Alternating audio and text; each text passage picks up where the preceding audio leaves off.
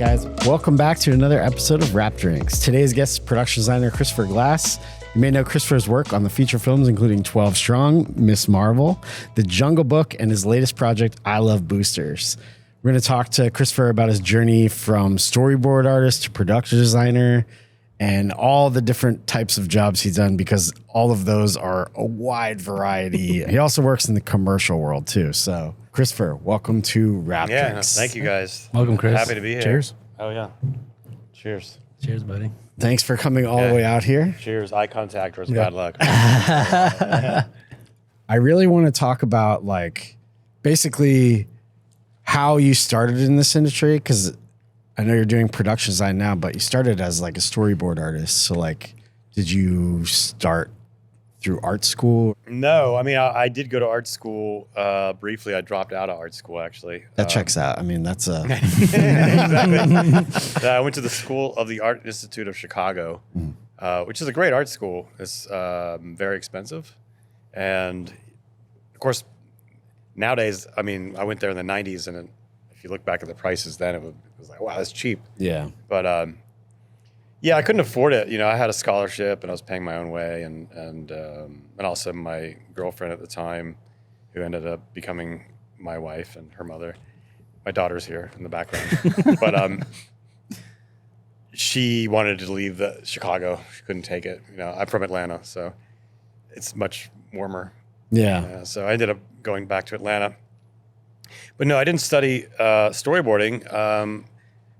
My dad worked in, he was an art director for a local TV news station in Atlanta, the NBC affiliate, 11 Alive News. And he would have to do storyboards for the flying logos and you know, all the intro things and oh, cool. And then back in the 80s, you know, they did animation sometimes, you know, well, it's like hand process stuff. Yeah. Hand process, rotoscoping, yeah. On an actual like an optical Oxbury printer. Oh, I know all these things and all that stuff. So we would, as a kid, I would go up to Nashville to this place called Cascom, and they had an animation studio, which is really strange. But they would animate all the logos for a bunch of different news stations, and my dad's was one of them. And actually I got to do some pencil tests and stuff when I was like 6. And the guy who owned the place, his name is Wayne Smith, he gave me a Bolex, like Rex 5. And he was like, and with an animation, like a motor and everything. Yeah. And he's like, here, just take this. And anyway, that planted a seed. I could always draw, and my dad could draw, my brother could draw, my sister can draw. My kids can draw. I know it's like this thing in the family, I guess, but it's sort of just putting 2 and 2 together. Like, I'm interested in film. I don't know how the hell I'm going to get into this industry. So my strength was drawing. So once I was in college, I studied actually screenwriting, and which is great to know for storyboarding, because the story part of boarding is in there. Yeah, but. After college, is like, what am I going to do? And then my brother was just he happened to be apprenticing or working at this guy's, in his basement in Atlanta. And the guy he worked for was Ted Buntenacket, who's an incredible artist, storyboard artist. And he was doing advertising comps, storyboards, but he also storyboarded the first Sam Raimi Spiderman and Ronin with John Frankenheimer. Mm-hmm. And it's all in Atlanta, you know, so then he's like, hey, why don't you come apprentice? And I actually went there to make his website, because it was like when websites were like, you know, if you knew that, then that was like a cool thing to do. It was a whole career, yeah. So sitting there trying to make his website and whatever, and then I'm like, oh, you know, I can draw too. You know? So I started doing like these really awful sketches and things, but I learned a lot though. I learned a lot. Ended up doing a lot of advertising stuff, and even drawing like layouts for billboards back when they used to do comps like that. Nowadays it's all just AI. But I know exactly. So yeah, that's gone. What's something that you took away that was, I guess, different in storyboarding for like commercial than narrative? Is it a different approach, or is it all the same? it is different. There's a lot of similarities. I learned a lot. So I went from working at Ted's place in Atlanta, and then my girlfriend, who I kept following everywhere, she ended up moving to LA. Well, we had broken up, and then she's like, "I'm getting away from you," and then she went to LA. And then finally we got back together. I went to LA. I just left Atlanta, and I just started drawing storyboards, and I was like, "It's surely somebody's going to pay me at some point." Were you doing it on your own? Yeah, just doing it on my own, making a portfolio, just like drawing after drawing. Like, okay, I'm gonna draw an Audi commercial, and I'm gonna draw because I knew that commercials so they're like spec storyboards. Spec storyboards. So Interesting. So I was doing all these spec storyboards, and I was focusing on commercials because I knew that at the time you can't just go straight into movies. Like if you move to LA from nowhere, there are unions, and there's all these things, and in commercials you could get in to the union if you did like 180 days straight or in one fiscal year or something of storyboarding on commercials. So sorry, I will answer your question though. Yeah, it's fine. That's how I got into the union, was through commercials. I'm one of the few people that, the other way in as a board artist is that you start out on a movie that hasn't gone union yet. I think it's like you're on for 30 days, and then it turns union, and then they'll bring you in. But I didn't get in that way. I just did tons of commercials. That's like a shitload of hours. I was doing like so many damn commercials. I was doing like I would like triple book myself too. Yeah. I'd be like, I got 3 commercials this weekend, and like there were times that I was doing bids for directors where they're all like 3 bidding on the same commercial. When you're doing, and I was doing all the boards for all 3 of them. storyboards. And I could tell like who's going to win. I was like, I know who's going to get this one. But the difference though between that and narrative is timing, or like pacing. Commercials are very, they're short, and it's a great way to learn even the short format, even if it's not commercials, for anyone that wants to work in film. Doing something short. And I don't mean just like a 20-minute short, because that to me is long. Yeah, that's a long short. Yeah. Or like whatever. I think like 30-second short, or like 1 minute short. If you can tell a story in that briefly, and that cadence, you will learn a lot about filmmaking. And I think that helped me as a storyboard artist when I got into narrative, because they're like, can you come up with some ideas for how to do the sequence? The directors a lot of times have all these ideas, and it is almost too much. And they're like, how do you narrow it down? How do you focus it? And how do you make it the most efficient pathway to tell the story? And I think commercials were a great way for me to learn how to do that.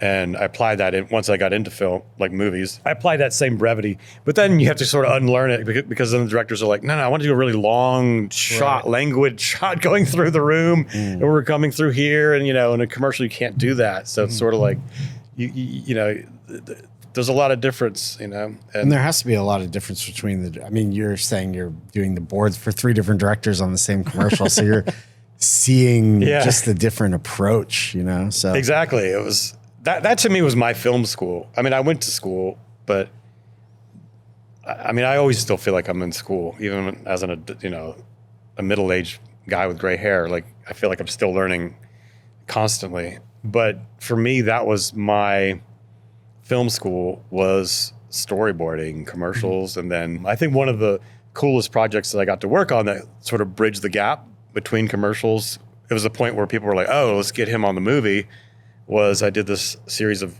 BMW short films that Clive Owen starred in back in the early 2000s. Yeah, exactly. Yeah. Yeah, and David Fincher produced them. Fincher produced them all? It was like 5 multiple. He did the first season of it. There was multiple seasons of it? Yeah, I think there were 2 or 3. I think there was another one, and then at some point, I think Tony and Ridley Scott took over. Wow. But yeah, so I did the first series of them, and so I got to work with Ang Lee, Wong Kar-wai, John Frankenheimer. David Fincher was going to direct one, and I have a funny story about him. And Guy Ritchie did one, but I didn't do his. And you were just storyboard artists. On Yeah, I was just these. storyboarding them. But that's what, once I did those, then it was sort of like, then the movie people were like, oh, you guys are, you worked with these directors, so you could obviously do a movie, and then they throw me onto a movie. Yeah, you worked with Wong Kar-wai to... Yeah, Wong Kar-wai doesn't even write scripts really that much at all. And so storyboarding for him is sort of like a gnat flying around the room. But because it was a BMW client, It needed it. They required storyboards so they hired me to do them, and I met Wong Kar-wai. He came into the room. He said, hi. And then he's like, bye. And he left. And that was my entire interaction with Wong Kar-wai storyboarding for him. It's like he just came into the room and said hello and then left. But no, I mostly worked with his DP, Harris Savitas, to figure out all the shots. And, I don't know how closely he stuck to that. Different directors stick to boards either closely or not closely or sort of half closely, or it's all depends, it's all over the map. Can you kind of like break down that process? Like, are you looking at the script or are you just listening to the DP? Like if for the car shots, like if you get like a 30-second driving shot, are you drawing the beginning of it, the end of it? Like, can you? Yeah, that's a good question. I mean, the first part of that question, the script versus, DP, all that kind of stuff, every director's different. So sometimes I would get a script and then they would say, take a stab at like these scenes, like these sequences, like here's a big sequence, like just go ahead and go draw what you think it should be. And then other times directors have sort of half that approach where they have some ideas for key moments and key shots and like I definitely want to have this, and they have it either like a shot list or maybe they've done their own little sketches and things like that. And then I work from that and fill in all the gaps and whatnot. And then there are times when there are directors that are just like very, and I'd say that have very specific, like they want this, and this, and like it's kind of obvious. But David Fincher was one of those types, right, where he wanted this, and this.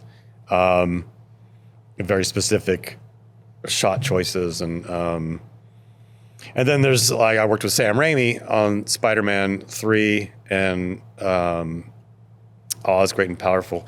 He likes to be more specific, but then he'll let you go and play. Like he'll even say like, you draw my frames first, and then you can go do yours, and then we'll look at them. You know what I mean? And then if he likes them, then he'll incorporate it. And if he doesn't, he'll just throw it away. Yeah. But he was very open about like, yeah, I mean, I'll bring your ideas, but do mine first. Okay. Yeah.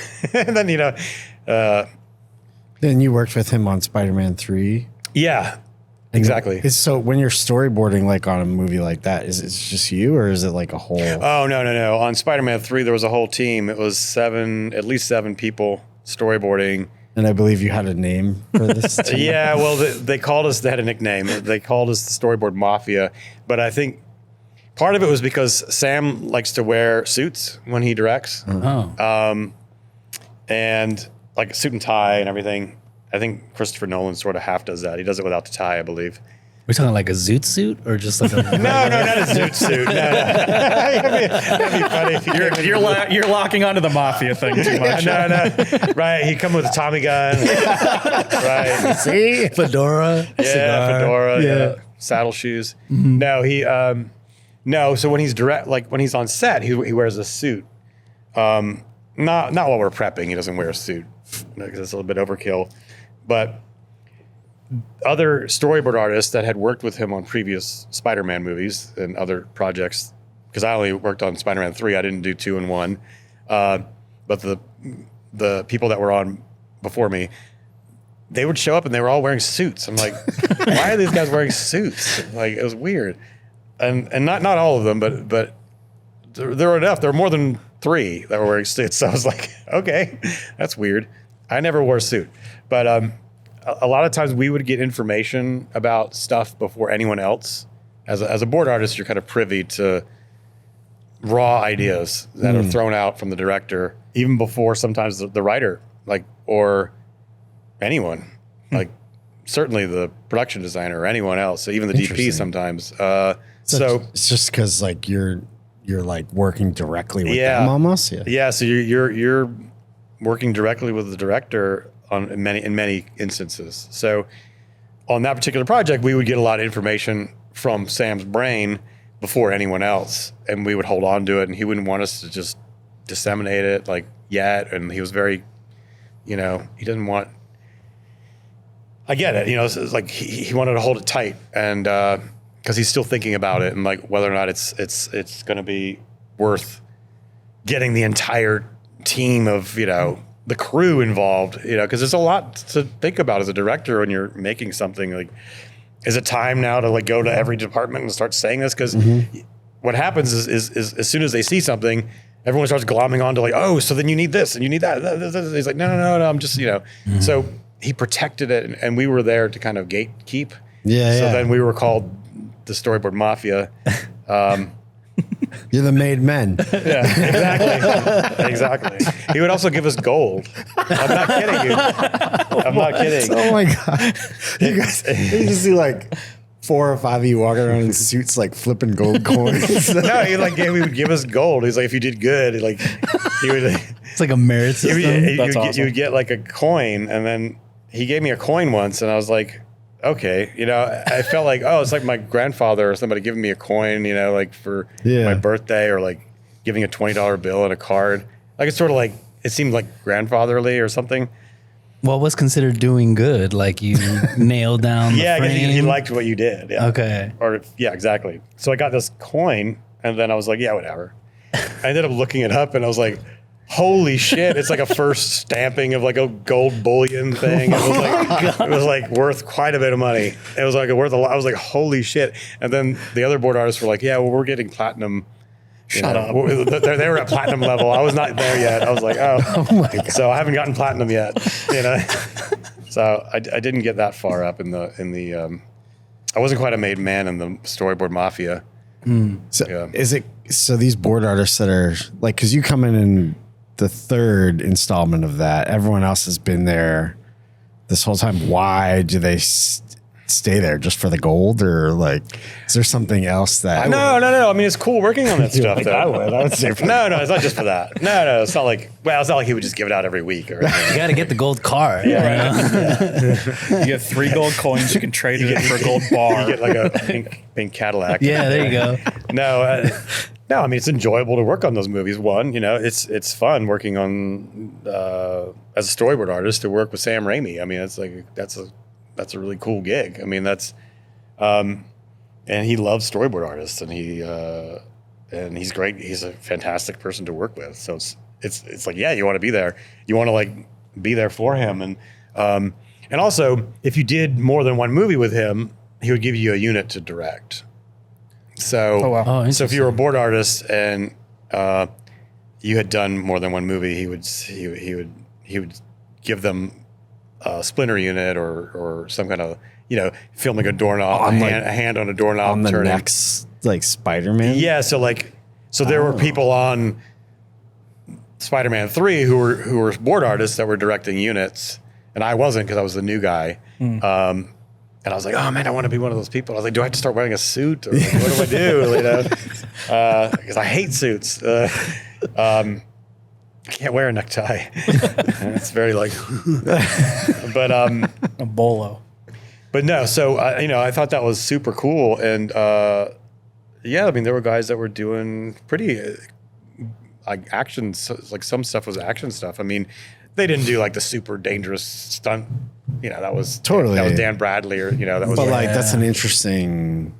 I mean, because everyone's always looking for like a way to like get to the next yeah. level. And I wouldn't think storyboarding is a pathway to directing. Like that's. Oh really? Yeah. Well, I mean, I guess there's just It so is. many I mean, pathways. it sounds Ridley like Scott boards his own stuff. I mean, it sounds like Yeah. it is, because it's like the amount of directors you're interacting with. Right. You're getting to see like how you approach ideas and how you create ideas, yeah, and a lot of directors hold on to it like there's magic, but they're giving it. and they don't like sharing their board artists either. Yeah, so, yeah. So like, that was the other thing, like, I mean, I'm not just other just directors in general, if they find a good board artist, they don't want to, you want to hang on to them. And when you find a good crew, you want to hang on to a good crew. It's the same in any department. You don't want them to go away because those are great. You're like, You speak the same language. Yeah, exactly. If you're vibing and you're like, yeah, let's make this thing. You want to keep the people. So I think he was good at that, and he's just a fantastic guy to work for.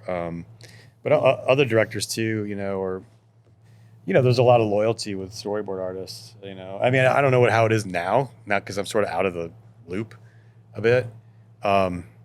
Is it the same? Is it still 829? Is that the union or what? And now it's 800. Okay. It was what was it before? It was 729 or something like that. Okay. Is that so? As a production designer, is it the same union for storyboard artists? It is now, but there's different classifications within the union. So there's illustrator, and then there's art director.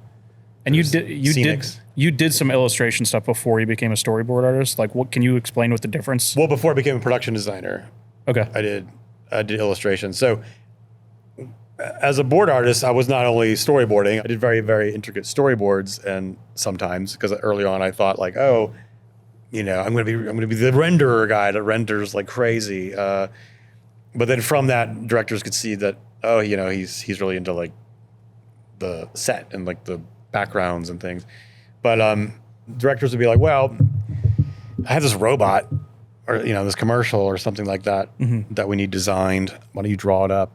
Because we'll see what it will look like. And then it's more of like a concept artist. Concept artist. Yeah. So I'd start drawing stuff, and for some reason it was like robots. I started out doing on commercials. I did this weird Johnny Walker robot I designed. It's actually pretty cool. It's like a bottle of Scotch whiskey. No, it's it's an Android guy.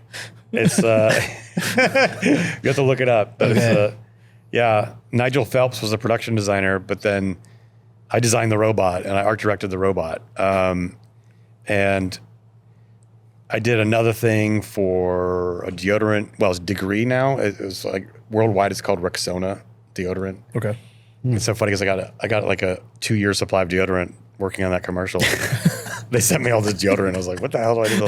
But I designed their robots, like these weird dogs chasing like robot dogs, and there's like a robot that was playing like ping pong, and so I started doing that, designing robots, and then eventually some of these commercial directors, one in particular, Dante Ariola, would be like, yeah, I need you to art direct this the Johnny Walker robot.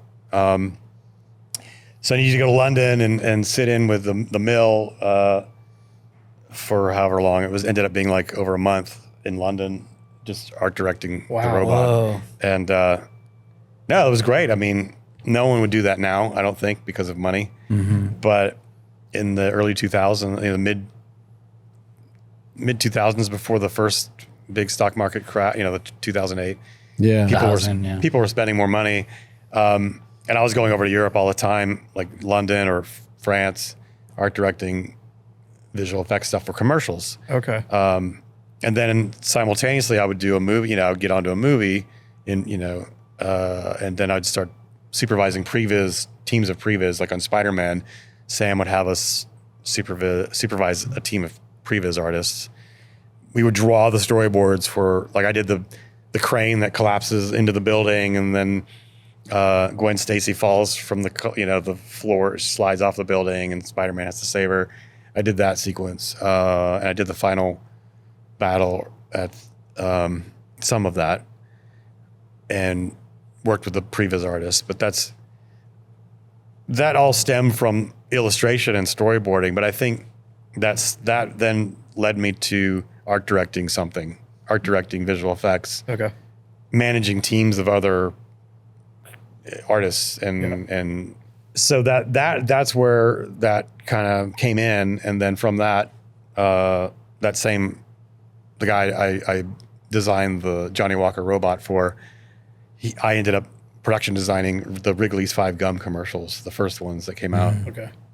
Shadow production designed them, and then I went on to do more. When you say shadow production design, well, I don't think he liked what the other production designer was doing. So I ended up design. I kind of remember these commercials. Like, I ended up heavily influencing all the sets with all my drawings for the storyboards.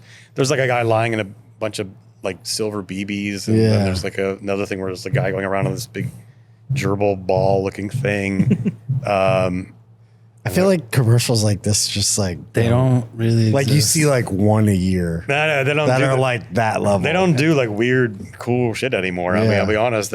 Commercials have gotten really lame for the most part. I mean, the fact that BMW would do like seasons of short films With for different commercials with different directors. directors around the And world, like big names too. Like Yeah. it's not just No, I know exactly.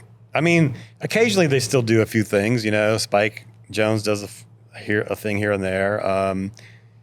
Apple does some interesting stuff. Yeah, I mean, we can definitely talk about that because that HomePods thing it's crazy. Like how do you even, is that Spike coming to you being like, Yeah, well, yeah. So I did the Spike Jones Welcome Home HomePod commercial. He did another Apple commercial recently.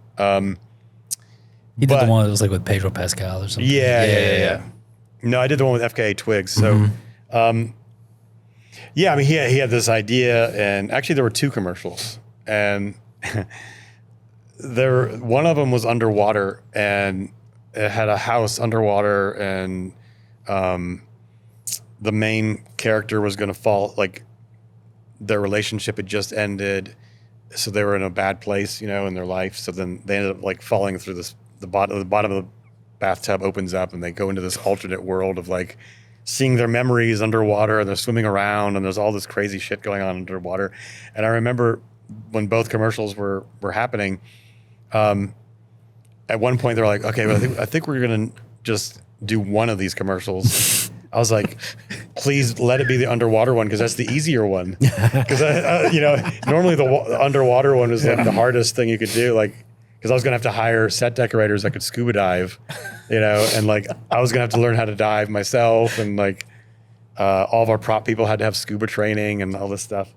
Build everything on a tank and then sink it in. All your fabrics, it goes on and on and on. You have to consider everything so it doesn't just like paper doesn't just melt. No, but then Spike's like, I got good news. Like, I got rid of the one with the water, the tank. we're only doing the one with like the room is moving, like all the walls are moving, and like the whole room is stretching. And at one point there was a set where the I wish we would have done this, but I guess at a certain point money does run out.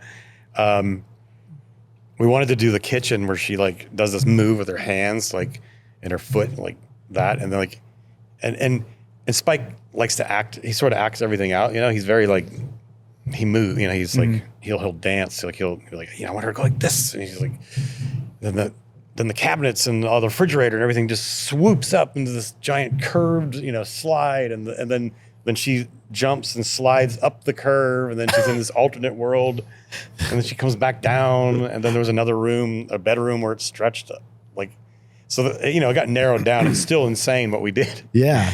But yeah, I mean, he was, he had a lot of cool ideas that were. And that's all practical effects. Yeah, and that was the other thing. He said like, we're not doing any green screen, we're not doing any blue screen, we're not doing. We want to do this practically as much as we can. I mean, there is some cleanup and there's some stuff that is inevitable in a project like that. There's going to be some stuff happening in post, and there were some visual effects enhancements, but most of it was in camera, and that's what excited me, but it's also what made me like drove me insane. Like I thought I was going to die. So when you're like, because you're sort of coming up with this world and you're working with your whole team to design this set, like how do you even approach? Is it like multiple layers of sets, like?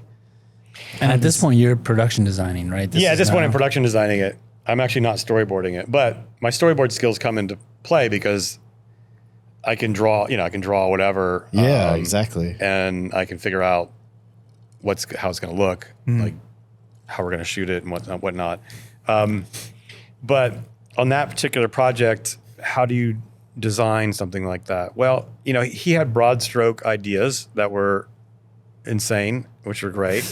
And then he showed me some references of some glitch art and some other stuff where you pixel stretch stuff. Yeah, for sure.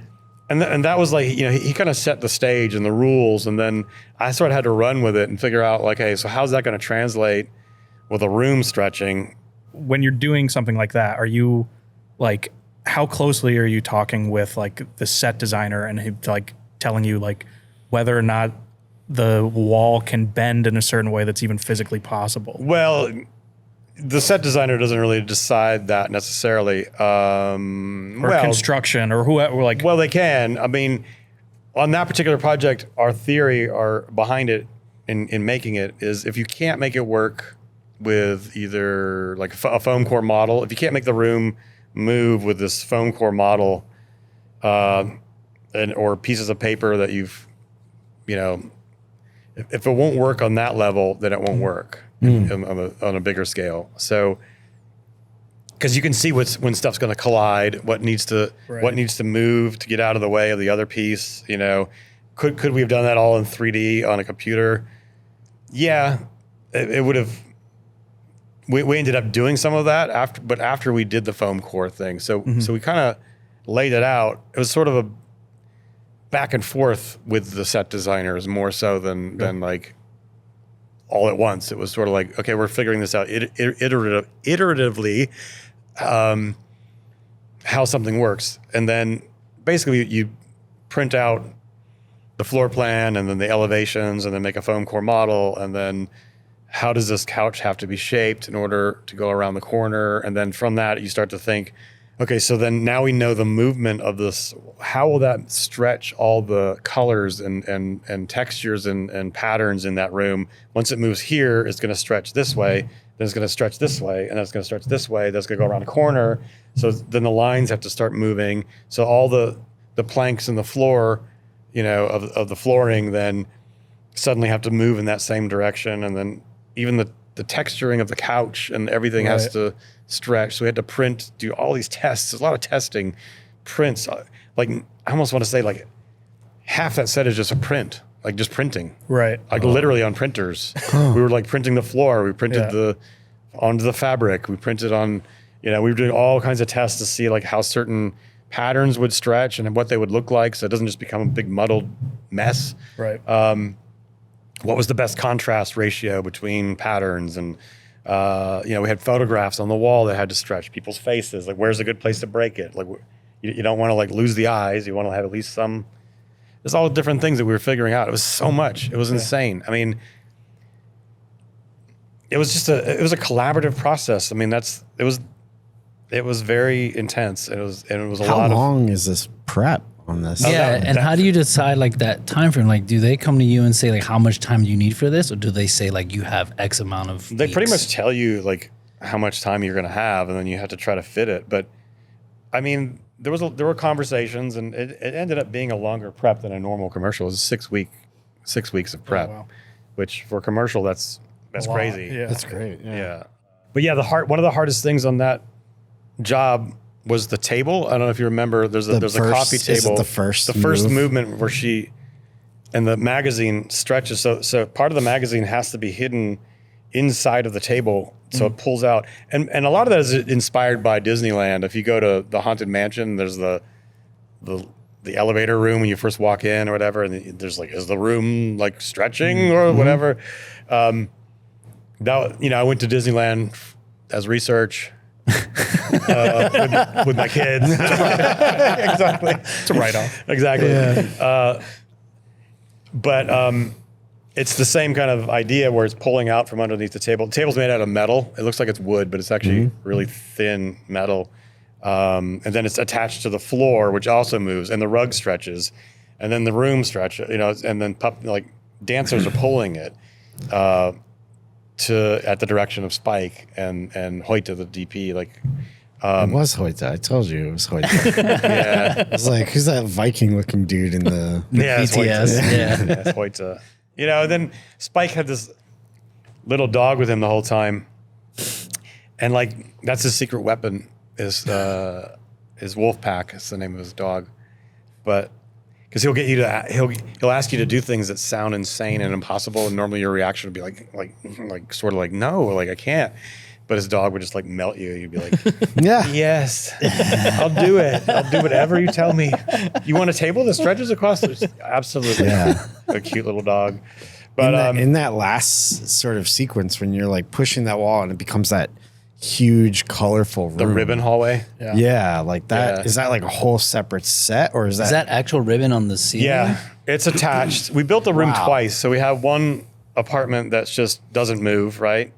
It's intact. And then we built another apartment.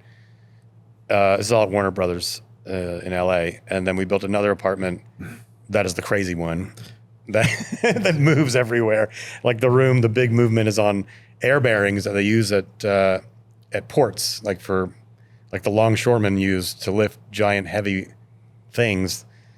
It's like a hovercraft. So like the set shit. actually lifts off and lifts and is like a hovercraft moving around the corner. and then you can actually physically push it. Well, yeah, we had motors moving that first movement, the first movement was the table, then the wall splits. Yeah.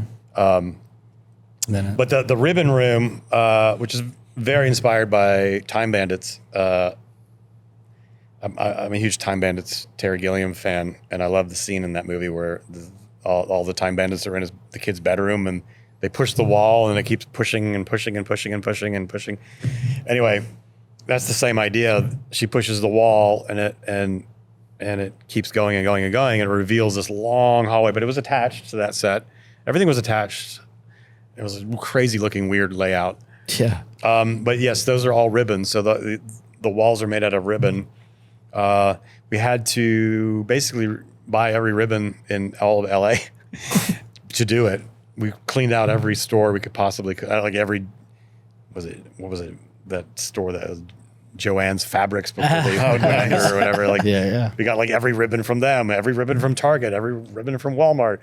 how long did the ribbon have to be for the room? Well, that hallway, I seem to remember, was about 75 to 80 feet long, somewhere around Holy there. shit. Oh, because it mirrors, right? 'Cause Yeah, it's- and there's another thing in the middle that has like this door that we had to engineer to figure out how it like separates. Yeah. And that was actually, Spike actually figured out how to do that. That one particular gag, he did it with paper. He put down some pieces of paper and was like, we were just sitting there one day, like, how can we make this thing work? And then, It's like a spaceship door. yeah, we just started sliding the paper around. And we're like, oh, it does it like this. But anyway, the ribbon, you'd never believe this, but we had steel tube, like square steel tube frame to make the hallway. I think it was like 1 inch or something like that. And we had so many pieces of ribbon, and we had to tighten them so much to make them so they wouldn't sag that it started to bend all the steel. So the ribbons are bending the framework of all the steel.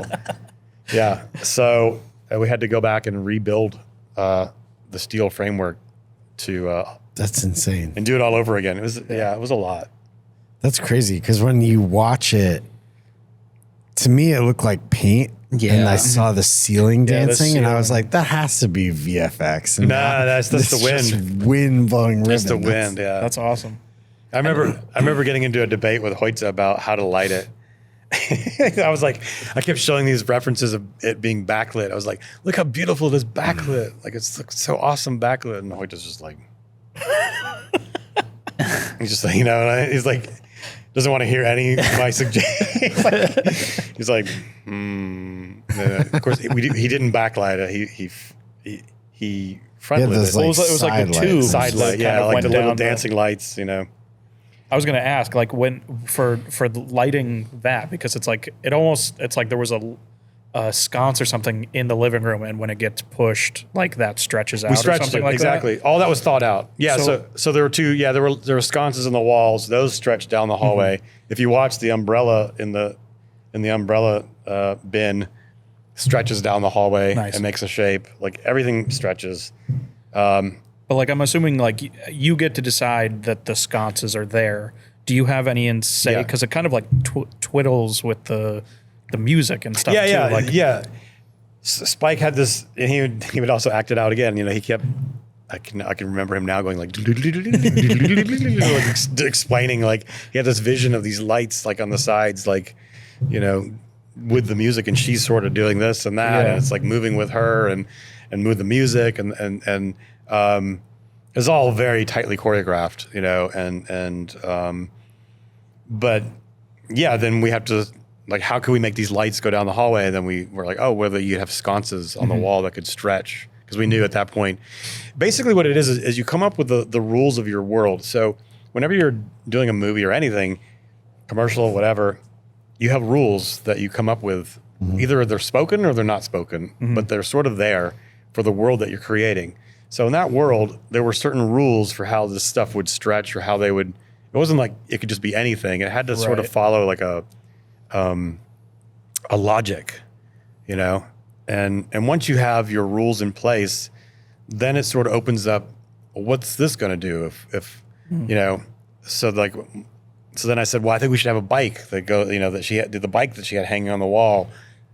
It'll be cool because it'll be stretched, you know, and when the room moves, because it went around the corner, it curved the whole wall. It's like extruding the wall or like a lathe or whatever, moving the wall. So then the lamp would move and the shelves and all that. Yeah. So that's how you come up with the ideas, is that they sort of go one after the next, cause and effect. Like this will affect this, so then this becomes this. And in that particular project, that was all about that. You know, it was all about like, how is this going to affect this, and what's the logic? And you just kind of inherently know, like, that doesn't fit the logic, so that makes no sense. So we're not going to go. It has to have a very precise. Same with I Love Boosters, you know, which is a very hyper stylized movie. There's still a logic to it. There's still there are limits. You limit yourself. Otherwise, it just becomes a mess, you know. And even with 12 Strong, which is a war movie, you know, there's a logic behind it, and it's very different than all these other things we're talking about. And same with Jungle Book. Favreau, actually, I think he's the one that really taught me that about having these kind of rules and like giving yourself constraints. Because he was like, when we first started the movie, he was like, well, we can do anything, like, because we're gonna do a lot of this on a computer. Yeah. That was like the CGI, like at the LED wall. It was like Unreal. Yeah, it is before the volume as we know it now, the LED volumes, but it was a volume with motion capture and replacing backgrounds and having this thing called simulcam, where you're there live and you can see like your set on your video display, like, oh, there's going to be the snake over here and the jungle, big tree over here and whatever. And we'd have set pieces that were half, you know, or like quarter of what you would actually see in the shot. We would build, or even less sometimes more. If he wanted like a bigger space for the actors to play, we would build more set. When I say actors, I mean the kid and like the people standing in, the puppeteers, standing in as the animals. Yeah. We had Jim Henson puppeteers. How did you get hooked up with Jon Favreau? Like, how do you, because you're like, is this where you made the jump sort of to production design, or like, or at least on feature films? Because you were doing So I was boarding a lot, and I did Last Samurai, which that movie kind of launched me. That really launched me storyboard wise. Doing that movie, which is a fantastic experience. And actually, just talked to Ed Zwick before I came here. We still talk. He's shooting this Friday here in New York. But nice. That then led me to Spiderman, and then I got in with Ron Howard. I did the Angels and Demons and Da Vinci Code and all that stuff. So I was working a lot. And Favreau had this movie called Iron Man. Little film. He called me in. He's like, wanting me to storyboard, and I had a meeting with him, but then I was the timing didn't really work, and I was already on, I can't remember if it was Da Vinci Code or one of those movies. I had to turn him down, so I was like, I'm sorry, I can't do this. To do Iron Man. Exactly. I can't do Iron Man. So he's like, okay, then he had his there's other board artists than me, that are much better than me even. So he had he had guys do that. And then another project came up, and I want to say it was Cowboys and Aliens or something like that. And I couldn't do that. And then I started transitioning into production designing commercials. Yeah. And I production designed the Wrigley's gum, the very first 5 gum commercials, that whole series and that kind of stuff. And he had seen those, and he was going to direct one of them. So he tried to get me to, let's get him to production design it. And so they called me up, but I was on something. So this is like the third time. It was like the third time I turned Favreau down, and I was like, "Oh God, I keep turning this guy down." And he's calling like he has your direct number at this point. Yeah, I mean, you know how it is. It's people, they can find you. Totally. But he was doing Jungle Book, which I didn't know at the time, and actually, I was starting to. I'd done one indie film before the Jungle Book, a very small indie film, which had Colin Firth and Emily Blunt in it, but called Arthur Newman. But other than that, I'd only done commercials, right? So it's like, how did you get Jungle Book? But I was prepping a movie before Jungle Book, The Last Witch Hunter, and to production design it. But Vin Diesel? Yeah, with Vin Diesel, right? Nice. And but what happened is that Paul Walker sadly got into the accident, so that messed up the schedule of Fast and the Furious, which messed up Vin Diesel's schedule. So they had to shut the show down, and then whatever. And then I was available again, and the board artist, I think he might have been the one that said, "Hey, why don't you call David Lowery, this incredible board artist?" Said, "Well, why don't you try call Christopher for Jungle Book?" And so they called me, and then I'm the underdog, and there's a lot of people that they're meeting with and whatnot. But I think he had seen all my visual effects work that I'd done on commercials, and knowing that this was going to be something newish, heavy, like sort of visual effects, practical effects. Yeah. That then he was interested in me being involved. So he also had tried to call you 3 other times, and you were finally available this time. So I was sort of like the person that kept turning him down, so I seemed more attractive. Yeah. Because I was like, we finally got him. I was like, hard to get. Yeah. We finally got him. Oh, now we have him. Yeah. Gosh. Next. Not sure I want him. Yeah. Exactly. Not so sure I really want this guy. But I remember going in for the meeting for that. I was so ill prepared because I was actually busy on something else. I don't remember what. Probably commercial. And so my presentation was so minimal. I mean, it was like, what do they ask for a presentation when you come to? They don't ever really ask you per se. I mean, sometimes they do, but it's always this understood thing. Like if you're meeting for a job, you're going to come armed. Yeah, you know what I mean? For sure. You're gonna you want to be prepared. Yeah, you're going to come with some kind of your take on what this movie's better to have and not use. Then. Yeah. So I get like when you bring your take, are you bringing just set design? Are you bringing costumes? Are you bringing color palettes? Did they even give you a script beforehand? Yeah. No, there was no script. Sometimes they do, but on Jungle Book they didn't. On Boosters, I got a script and a music playlist. Oh, nice. Cool. From the director, Boots Riley, who's a musician. He's like, you got to listen to this song on this page and this song on this page and all this stuff. So I was like, he really got into the vibe, and you're reading that, you're like, what the fuck am I reading? this guy is fucking insane. Wow. And the music, like, no, so you get something, or sometimes it's based on a novel or something. And so you kind of know, like, what, it's sort of out there. And then you make a thing, and then sometimes it's hit or miss. I mean, it can be a combination of photographs that you like or art, or maybe if you're crazy, you'll start designing stuff.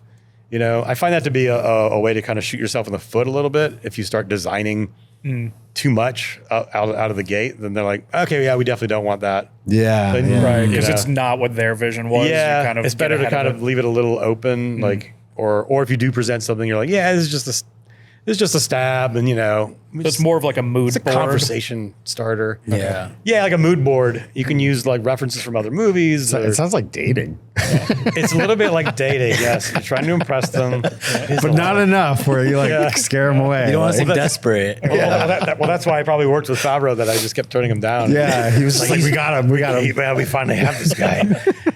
He showed up with only 2 photographs, but it's okay. Hired. Yeah, I literally. You were hired before you brought those 2 photographs. I literally showed up with 2 photographs of like a leaf with water dripping off of it and a tiger in the grass. But my pitch was not bullshit. It was like, okay, we got to make this look real. Like we're not gonna hyper stylize this thing in a fantasy way that looks nuts, or like it will be hyper real in certain ways, but it'll be like taking all the best parts that you could imagine if you were on a journey across India, and even though like the kid could never really walk to all these different places, he couldn't go from the mountains to the grasslands to the thing, because in real life those are like hundreds of miles from one another. So we're like putting them all together. So my pitch was that we're going to make this just look real, and we want to make it as real as we can. And that's what got me the job. And we strove for that all the way through to the end. It was to try to even put errors and things to make things, when you shoot something for real, like there's things that are wrong. He wanted grass that looked like it was hitting the lens. Okay. If you watch the chase, there's like shit hitting the lens, like in the way, water hitting the lens, whatever. But yeah, so the whole process of getting a job is it can be fun, but it can also be arduous, and with Boots on Boosters, I did like a whole presentation and based on the music he gave me and the script, and I guess it really hit, it hit with him, and he was like, yeah, you're the guy.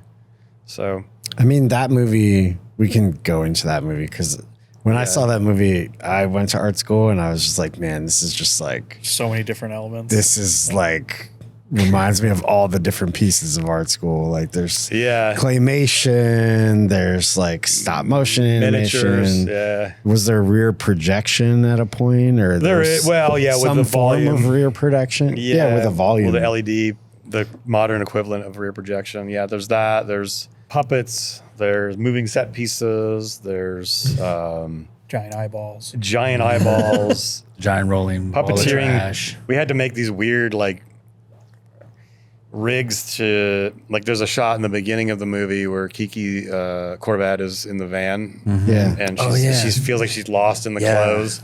We had to engineer like how's with the SFX guys, like, how are we gonna do this shot where you're like this constant thing of like, because we're not actually gonna have her climb a thing, and so instead you'd bring it down. It's like this weird tube of clothing that goes around her and keeps moving, Oh, weird. Yeah, and then you throw some in, it's a little organic. Had to engineer all kinds of things. Everything in that movie, that and the spike thing that we just talked about. Those were 2 of the most challenging things I've worked on. Yeah, because everything is like custom. Yeah, everything's custom. Everything's like has something weird going on. Yeah. It's not just like we're going into a store and shooting it, because Boots was like, stores, they'll get kind of boring after a while, and so we got to figure out a way to kind of unify this, and it also fits the character of Christy Smith, played by Demi Moore. I saw her as a color fascist. Yeah. And controlling, and so she wants to force her customers into what color she wants. So this month is green, so you have to fuck you. You're going to get green clothes. You're going to if you want yellow, either wait till next month, or go to another store, drive somewhere else, and go to the yellow store. Yeah. So it's sort of like this controlling corporate monster aesthetic, which is what we wanted to get across with that. And if you watch it, you'll see like the people that work there all assimilate, and they all have to wear the color of the month. And then customers are not, like Shirley Carrada did an incredible job with the costumes. and getting that story across. And you know, I had to work with her very closely, her and Natasha Breyer, the DP. This whole color thing in this movie was like, it was like an animated movie. It was essentially, an animated it's movie. the same care that you would take on an animated film. We even had a color script on the Jungle Book, but there was a color script in loose quotes. I'd say that because in Pixar, they're very like not loose quotes. Like color script is like, you know, they figure out their whole story through color. If you watch any Pixar movie, we did that on boosters, but it was more by our gut and just like, how are we going to do that? Okay, is this going to be yellow, green, you know? But it did become like a color script, and it was very, and at a certain point, you get to a point where, like I was saying earlier about the other thing, like one thing leads to another, or there's cause and effect. It starts to create its own rules. So you start to say like, okay, well, this has to be this. So what would Christy Smith have in her penthouse? Well, she's probably gonna have all the colors on the floor because she controlled all of them, you know? So there's stripes on the floor, and her fashion show, her runway, she has all the colors, and she wants everyone to show up from all the different stores, and they're all wearing different colors because they came from the brown store, you know, and in Oakland, and these guys came from the yellow store in, you know, Mountain View or whatever, the Bay Area, you know. So that was the theory. They always kind of lead one into the next, and it all comes down to story and character for production design, for storyboarding. Anything that you do on a film needs to serve the story and character, I think, first and foremost. I mean, there's obviously other issues that come into play. You know, there's budget and other things.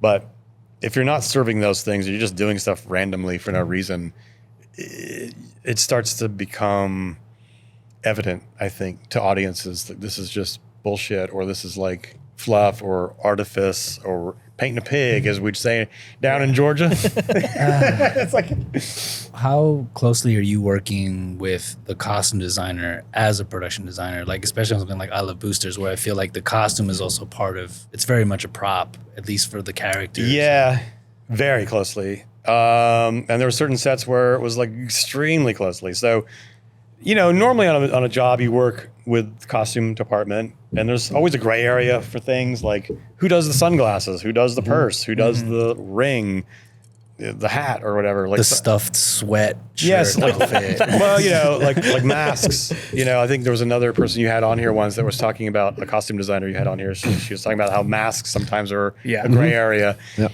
You know, there's always a gray area. Sometimes sometimes that causes friction because you're like, who's getting the thing and who's in charge of it.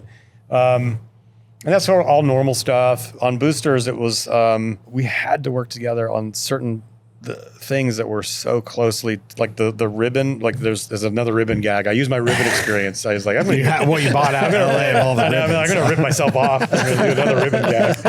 But Corvette, Kiki Palmer's character, they're testing out the device, and there's the situational accelerator mode because there's 3 modes. One deconstructs, one makes things go basically batshit crazy based on the energy of the room or whatever. Like intensifies it. Yeah, basically. intensifies it. Yeah. And then one is a teleporter. So when they're testing the batshit crazy setting, they shoot it at Kiki, and she's wearing a plaid dress. And then Boots had this idea. It's written in the script as the plaid just comes off the dress and is like in the room. And I was like, what? I was like, what? What the hell? He's like, yeah, like, you know, comes off of her and it's like in the room, like, I'm trying to like think, like, okay, is it floating? You know, and your instinct is always like, well, CG shit, you know, but we're not doing that on this movie. You know, there's no CG in this movie. There are visual effects, but there's no computer generated. There might be Photoshop, but that's about it. So how are we going to do this? And I was like, oh, I know. I did ribbons before. But anyway, I had to work closely with Shirley to figure out, she designed the dress, gave me a sample of the fabric. Then I got that. I was like, okay, so I got to get ribbons that look like this. So that was a whole challenge. And then I had to go back and annoy her because she's busy. And I'm like, well, I need more, I need to know, we need to attach these ribbons exactly where they're going to come off precisely. And my department is not really the one that does that normally. You know, so we had to work together to figure out like how to attach these ribbons. And then once those are attached, the problem is, how are you going to get Keke Palmer in this dress into it? Because there's all these ribbons off of her. So we had to engineer like a whole thing where we had a mannequin there, with the dress. You attach all the ribbons, you tighten them all up on this crazy, weird, ugly-looking grid. If you see the behind the scenes, and then I had to figure out with Natasha, like, how's her camera gonna actually get in this big mess of shit of these, and how are we gonna shoot it? And what's it gonna look like? So we did a previs of it and figured all this stuff out. Where it's all gonna. But then so then we concluded that Keke's gonna have to come onto set and get into the costume on set. She'll have to be put into it. She put it on, and then we're like, okay, Keke, you have to lean back a little bit to pull the ribbons so they're straight. Oh yeah. So she's leaning back slightly to kind of make the tension. Otherwise, they would have the swag. But yeah. So long story short, it was an incredibly close collaboration between me, Shirley Carrata, and Natasha Breyer, and of course even Keke, to figure out how to make this thing work. But everything in that movie was nuts. I mean, he was like, okay, let's put women in giant tall shoes. The art department ended up that one's hilarious. Yeah, so the art department ended up doing that because it was a prop. That somehow crossed over into the gray area. Now it's a prop versus because they're actually interacting with it rather than it being just because it's so weird and involves some stunt work. It became more of. I mean, Shirley could have probably easily have done that herself.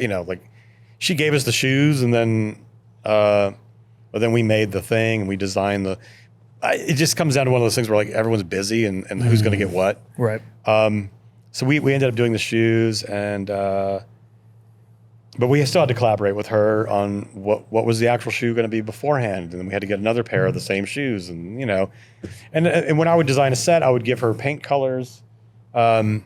Of what the set was going to be, so she could either match or collide with it. When I say collide, like when Keke and all of them and the Velvet Gang go into the Metro Designer store, when they're not employees, if you watch, like, their clothes are like starkly different. They're like in a yellow room, they're wearing like pink and like crazy colors that are like popping on purpose. But yeah, I mean, I love that collaboration. It was the closest I've worked with a costume designer before, and it was very fruitful, and she's great. It feels like that collaboration comes through in the movie too. Like, you see it, like, just how like handcrafted and how much labor was put into it. Like, that definitely translates on film when I'm watching it, because honestly, it's a movie, when you watch it, you're like, shit, I gotta watch this movie again, because like it's just machine gunning like a bunch of stuff. It is. It's a lot of information to take in, and every frame has a lot of different things. And when you rewatch it, you'll see like, there's, especially in like Christy Smith's apartment or her studio, you'll see like foreshadowing of the skinless. Can I say that? Skinless people. Yeah. Well, I mean, I love that building's just like crooked. Yeah. And then and because you're saying like she's a color fascist, like she's just like, she made this building crooked and she's fine with it, but everyone else just like is struggling to struggling. Yeah. But no one's admitting that this is the problem. Exactly. So I think that's based on a real building in San Francisco. It's the Salesforce Tower, right? Or something. One of them that's Millennium like, Tower. Or something's sinking, right? And it's leaning. Yeah, it's leaning, and Boots was talking about it, and that's where he got the idea, was that this luxury building is crooked, and but people are still, it's still like a status symbol anyway. Yeah. It's like, I'm not sure. There's a lot of things like that, I think, in the ultra rich world where you can't figure out why they're doing it, but it's just a weird status symbol anyway. Like, it's almost like I can pay to live, like eating cheese with maggots growing out of it. Like, it's the most expensive cheese or whatever. Right. It's supposed to be this delicacy, but you're eating like maggots or something. It's like, Was that set actually built on a slope, or was Yes. it just like the camera? no, we built it all at an angle. So, obviously it's an exaggeration from the real building. The real building is not slanted. Totally. He wanted it like 45 degrees. Oh my God. It's pretty intense. Yeah, though. so a 45-degree angle though is like that, and at that angle, no one would have worked on it. I mean, It's like steeper than a roof. we would have, but no one would have been able to work on it practically easily. Yeah. The actors would have been not able to do their performances very well. So there are a lot of articles that say it's a 45 degree. It's not. We planned it. We did a bunch of tests. We did once again a foam core model first, and we tried different angles. But that still didn't quite speak to the realities of it. So we built like an actual wedge at 15 degrees. Okay. And we got together with Chelsea Brulin, the stunt coordinator, and Boots, and the AD, Milos, and did some tests on that. We're like, oh, okay. They were like, okay, yeah, I think that's actually going to work. And it actually is steeper than we thought, you know. Boots was still a little like, I don't know, maybe it's not enough. And then... So we planned it all to build at 15 degrees. It is slanted. He always wanted to have her place look like she's adapted to this living. So like all of her furniture, if you watch the movie, that's why I say if you watch that scene again, you'll see that we put L brackets on all of her furniture. And those are actually holding the furniture. Well, we have other reinforcements, but those are helping hold the furniture up. And then on the bookshelf, there's chains holding in like all the stuff on the bookshelf. So it doesn't just fall off, because it would just fly off. That's wild. There's like a picture of Obama with her like getting the award, and that's being held on with a chain. Anyway, we got the set built, and I got out there one day while we're shooting other stuff, and I was like, it's not quite slanted enough. Like, I wish it was more. And so I asked my construction crew, led by Ben Nichols, and my art director, Troy Sizemore, what can we do? Like, what can we do? Is there anything we can do? Like, so then they're like, yeah, we can lift the back end of it, the high end of it up with a forklift, add more wood, and like tilt it a little bit more. So we got it to 17 degrees. And that was kind of like a happy spot.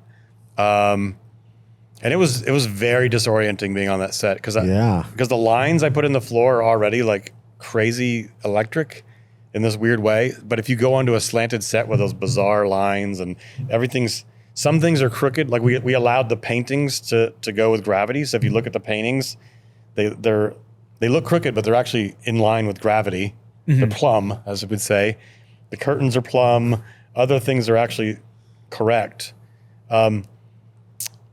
But it was so disorienting. Some people got seasick and had to take Dramamine. Oh. And, you know, it was just slanted enough where some crew people had to be strapped in because they were on it for so long. Yeah. Demi Moore she was amazing. I look at photographs of her on it now, like, and she looks like she's perpendicular to the floor. And like Kiki, everyone else is leaning. It looks like they're leaning, you know? Yeah. I don't know how she did it. She like was defying gravity. She's like really into the character so much. I was like, she was very comfortable in there. And they're not like with any kind of safety cable or anything. No, they're all doing that. No, the only time the actors use the safety cable was during the stunt with the coffee cart. Yeah. Okay. Yeah. Just because there's moving objects, and you kind of have to. And the sprinting, the running. And that was actually the legs are on a wheel. There's a leg wheel. It's like a bunch of legs that were Kiki's legs. Really? And we shot that in situ we spun the wheel, like the effects guys spun the wheel of legs, and that was used as a comp element to then. It had like a dress attached to it, and then they comped it on. They comped it onto Kiki, so that's once again another effect that was done practically.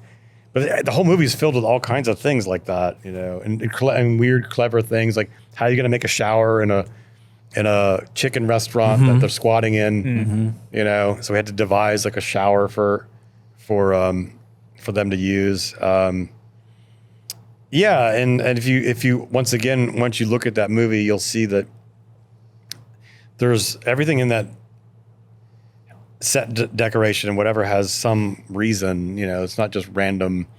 Even in Chrissy Smith's, there's the weird paintings in the background of people like ripping off their skin. You know, when you're watching the movie, you think, oh, this is just weird. Yeah. Weird art. She's just fucked up and weird and pretentious. But then later in the movie, you're like, oh, now it kind of, if you rewatch it, you'd be like, oh, okay. What about the device that you guys had, like the one that did all the situational? Situational Accelerator, So that device was designed by Peter Rubin, this designer I've worked with before, and on Jungle Book, and Nice. yeah, I try to use the same people again. Stole them from John. Exactly. I know. I need to steal his people away from him. That's how he'll call you again. Exactly. Right. Exactly. So in the script, it's there's not much description about it, you know. And he would do Boots did these horrible drawings. I mean, Janky. but I'll tell that to him to his face, by the way. The drawings were chicken scratch. And he calls them that himself anyway. So, but he did these like weird drawings of something that's like round but it had that had its rules. It had to fit into a bag. It had to be able to suck in clothes and blow out clothes. it had to like in Spaceballs, suck and blow or whatever. But did it also have to stretch? It had to expand because people had to go through it because you can't. There's just conflicting things, design problems happening at once. It's like, okay, it has to fit into a shopping bag, but then somebody has to jump through it. Yeah. So, but if it fits in a shopping bag, the diameter is only like maybe in the center of the hole is like 12 max. Yeah. So you can't get a human, like the shoulders of a human are wider than that, So then we're like, okay, so it has to expand. And then it's like, well, how's that going to expand? And it's like, okay, then of course the producers are like, oh my God, visual effects. And we're like, no, we're not going to do visual effects. So we're just going to show it like. Kick it down the road. No, we didn't do that. No, we're just going to show it at 3 different stages. So you just imply that it expands. So you have one that's closed. It looks like a speak and spell / toilet seat / like the opening of a jet engine or something. Mm-hmm. Yeah, for me, it kind of looked like almost like a washing machine. Yeah, like a washing machine. Door of a washing. Yeah, exactly. It looked right, like a front loaded. Yeah, exactly. Machine. When you're at a laundromat, right, just like you just jump through it. It's very exactly. It's inspired by stuff like that, and we traded references, Boots and I, of different things like Olivetti typewriters from the '60s and speak and spells, and he would send me these cool looking stereos and whatnot, and that kind of inspired the look of it. And then there's a joke in the script that it looks like a toilet seat, so it sort of had to have that. But it also has to have a hole in it. Anyway, right, what was your question again? I guess what was it like designing that? Yeah. So then we had 3 different versions. We had a closed, a mid, open that was locked, and then we did have a wider one. It could flex a little bit, and then that was the one where you could jump through it like a hoop, like a circus. And we had to build stunt ones made out of rubber, other ones, some that could be thrown across the ground. There were miniature ones and miniature. But yeah, so it was an interesting design challenge. So that's what we came up with, was like this kind of, and we tried to make it so that it could, all that, when you pull it out, it was believable that all that shit could actually fit in there. So it wasn't just a bunch of bullshit. But there was a little bit of bullshit. I mean, it has the suspension of disbelief, right? Because isn't the setup of why this thing is created is because they want to avoid shipping costs? Yeah, they want to avoid shipping costs. Yeah. Which to me is one of the funniest lines. Yeah. I was like, when they said that, I was like, yeah, I can see that. I know. I was like, I get that now. Yeah. I was like, it's like one of the most deadpan, funny lines of the entire movie. Was the shipping cost one. But yes, it was created for that. And then it's also created for these other things that become secret. Yeah. It didn't really dawn on me at the time, but it does more now. It's sort of, I don't think even Boots even thought of this, so I don't want to put this in his brain, but it's almost a metaphor of AI in a certain way. They made a device that can create weird shit or deconstruct, or maybe they're going to use it to make new clothes that we've never thought of before, or it'll make something weird, That's sort of what this device, this MacGuffin thing. How many versions of the device did you end up with for actually working with on set? Did you have 6 or? Well, there were different colors. So I think there were 3 different colors.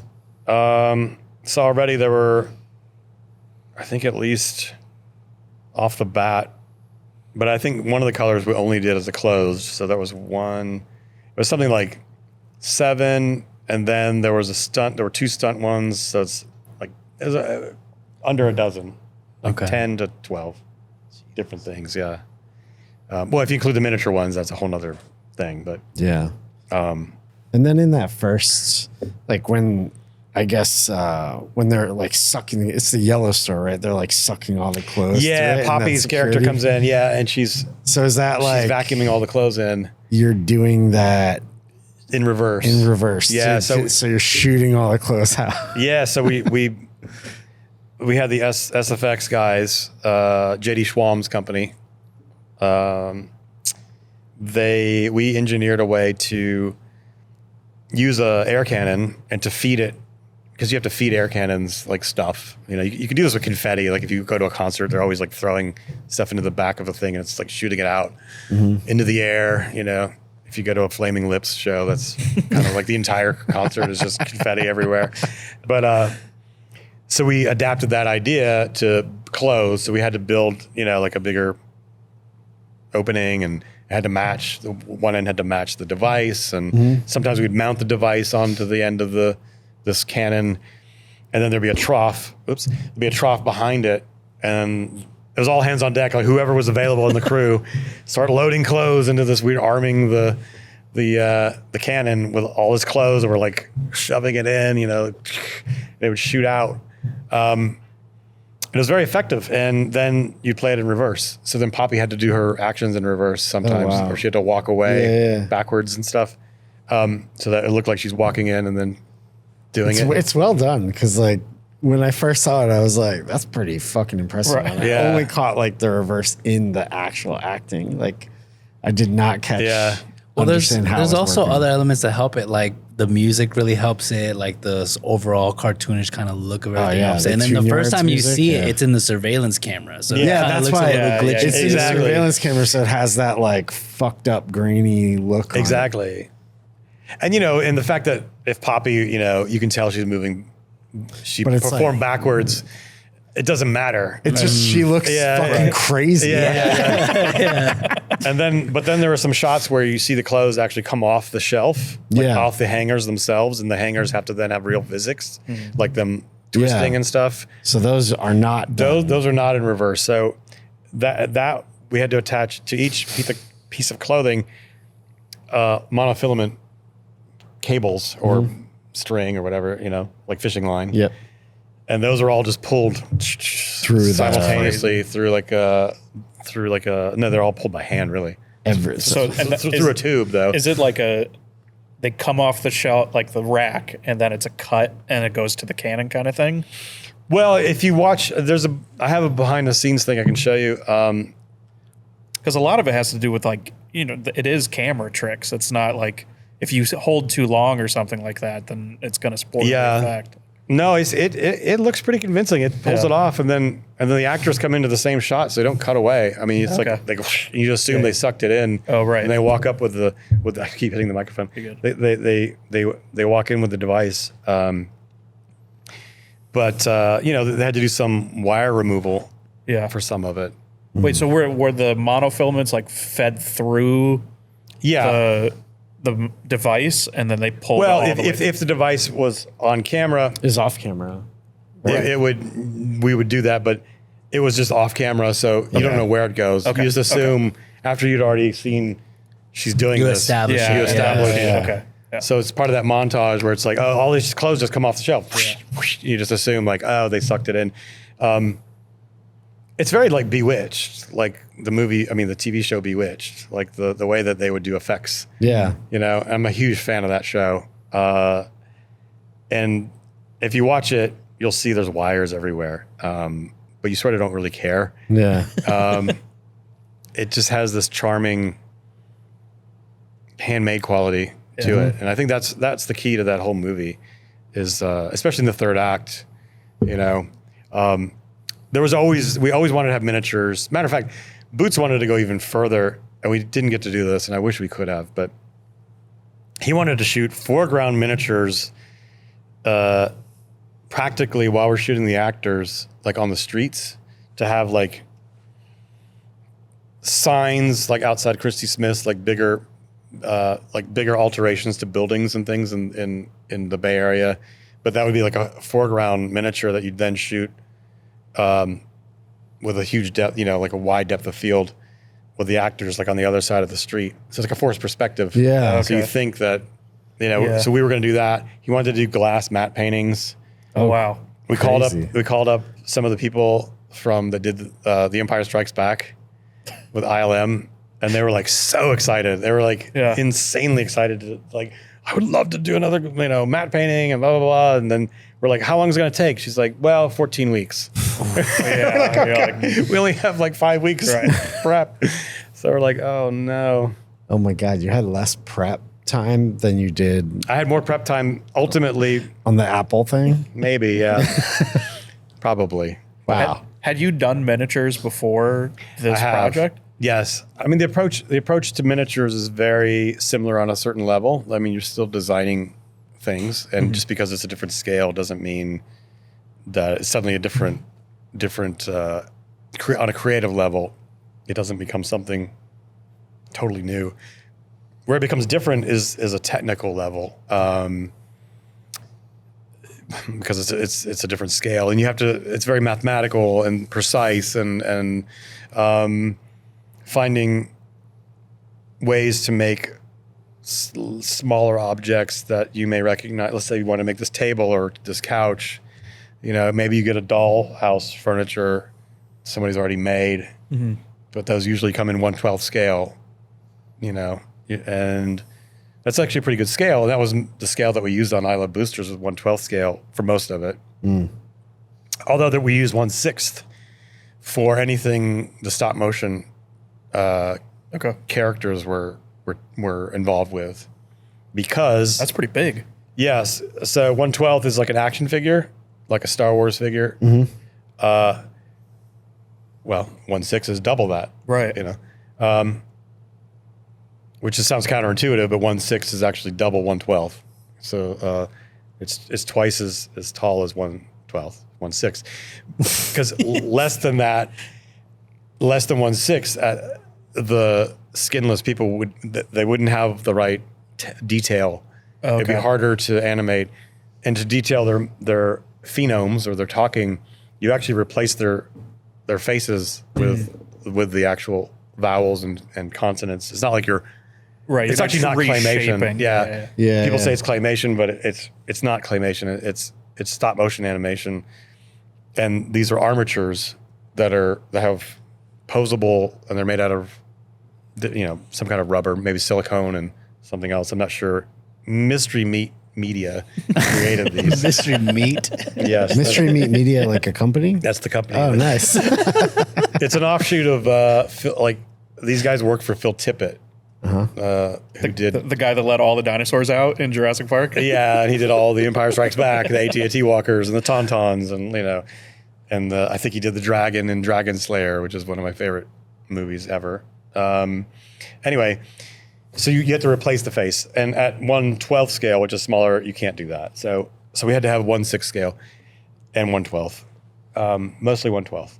So having said that, I got into miniatures. Actually, the very first commercial project that I ever production design had miniatures in it. The Wrigley's 5 Gum had miniatures in it. Okay. And then those were not at they were not at 1/12. They were probably more like 1/32 scale or something like that. And then another commercial I did had miniatures, but there's all different types of miniatures, and some things that you think are when you think of miniature, people think of like really small model railroad size. Right. Very few times will you use that size on a film. You usually want bigger, Yeah. because of certain physics. A lot of times it has to do with explosions or like what fire looks good at or water. And I did a commercial once where there was a guy who's playing a giant, and he has to be sitting in a grocery store. So then the scale becomes off of a human. So like, it's very mathematical, like that's the difference. So then you're starting to think like, oh, your brain's like, what the fuck? Yeah. Like if you're the giant in the grocery store, then I have to figure out how tall would you be as the giant in the room. So we're like, well, okay, we want them to be 16 feet tall if they're sitting on their knees or something. So that's a pretty big giant, because when they stand, they're going to be like 30 feet tall. It's almost too big. So we probably went smaller than that. I can't remember exactly. But then from that, you have to then mathematically figure out what scale do we need all the produce and the shelves and all the little, cereal boxes. And then from that, you do a math equation, and then you figure out the scale of all of those. And then you just print them all that small. And it's very like, it's fun. It's like maddening fun to do miniatures. And it actually, I get so excited when there's miniatures involved with anything that if somebody says there's miniatures on something, I'm like, I will do it. It's like, if you've got the resources to do it, I will do it. Like, I don't care what it is. Like, do you think like your work as a storyboard artist helps like figuring out those perspective things and stuff like that? Because I feel like just when you were describing it, it's like, like if I'm the giant, like you would quickly be able to kind of like show me what that would look like. I think storyboarding for me has helped me visualize stuff and communicate. And I think more than anything, not figuring out like the scale of miniatures and things. But it does help me figure out like, well, how tall. Like if I got a photograph of a real grocery store, and I'm talking to a director, and he's like, we need to figure out how big this giant is sitting there. Then I can get the photograph and then draw on it. But you mean like this? Like his head should be here, or this? Like that. That's where it becomes useful. Totally. As I can very quickly versus like just like trying to measure shit. And you wouldn't go in and you wouldn't start. The starting place wouldn't be the math. Yeah, that would be. For me. That's not how I necessarily do it. The math becomes part of the process. Totally. You don't start with that. But although sometimes you have to, like on boosters, we have to do 1/6 scale for, but that doesn't really affect my design that much.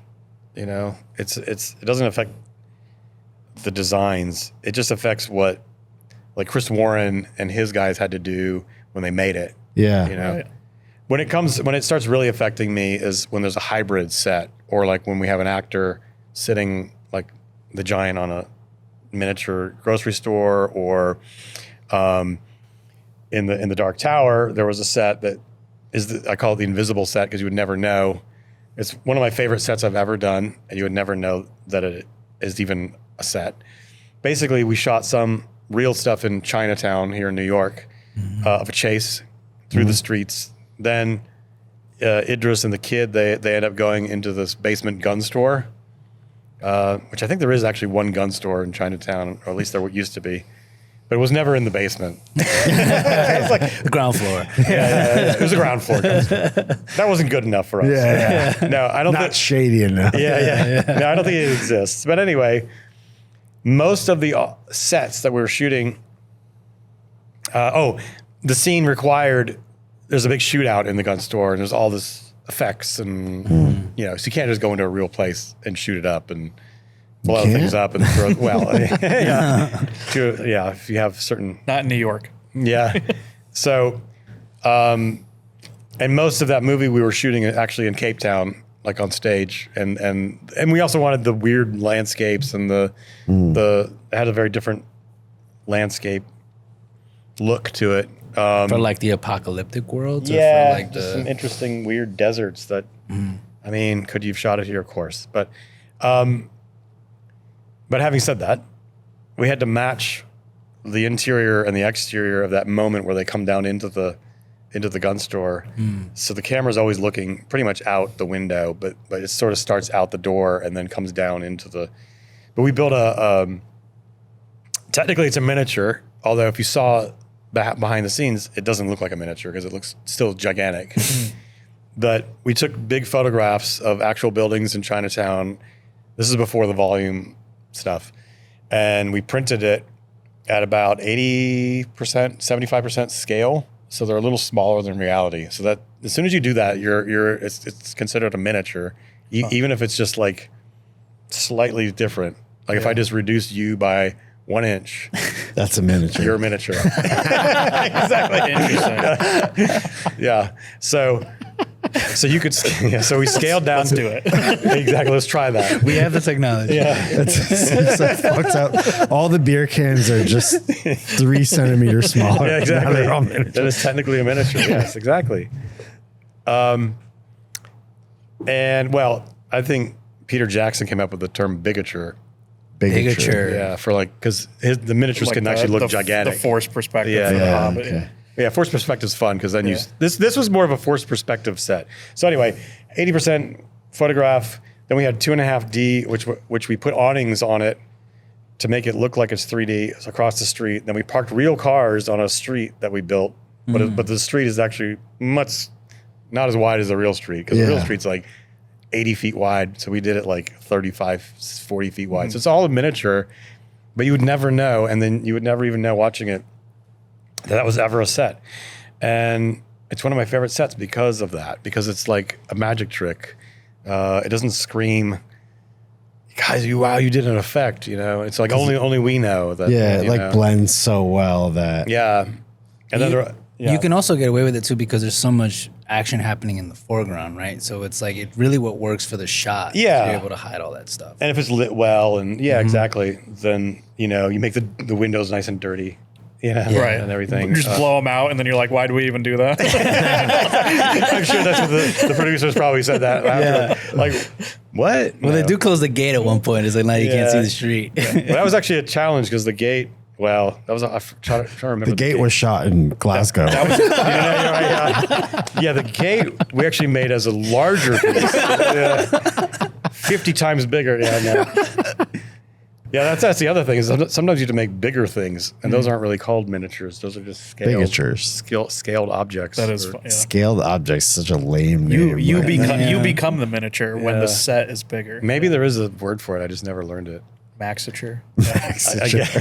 Maxing. I give away my non-production design schooling background, but so I got into miniatures actually early on, and then I always loved doing them. Sometimes they can end up being more expensive than a real set, so it's always a cost ratio thing.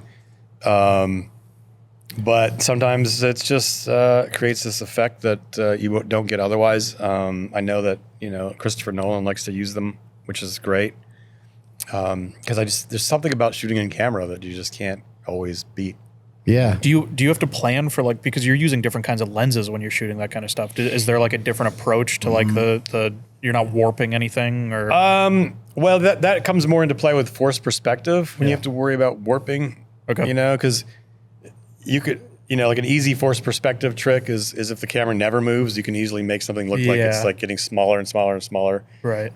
But as soon as the camera starts dollying or doing anything, it'll give away the trick. So then you'll have to develop techniques to not give away the trick. Right. Which, they can be as complicated as moving set pieces. So you might have to have a moving foreground object that moves with the camera and it's timed in a way that keeps like the forced perspective gag. Like if you're doing a giant, like in Lord of the Rings. Yeah, I think Gandalf at the table with the T Gandalf, is exactly. Like, the biggest, they had a table that actually could move. Yeah. And it moves with it.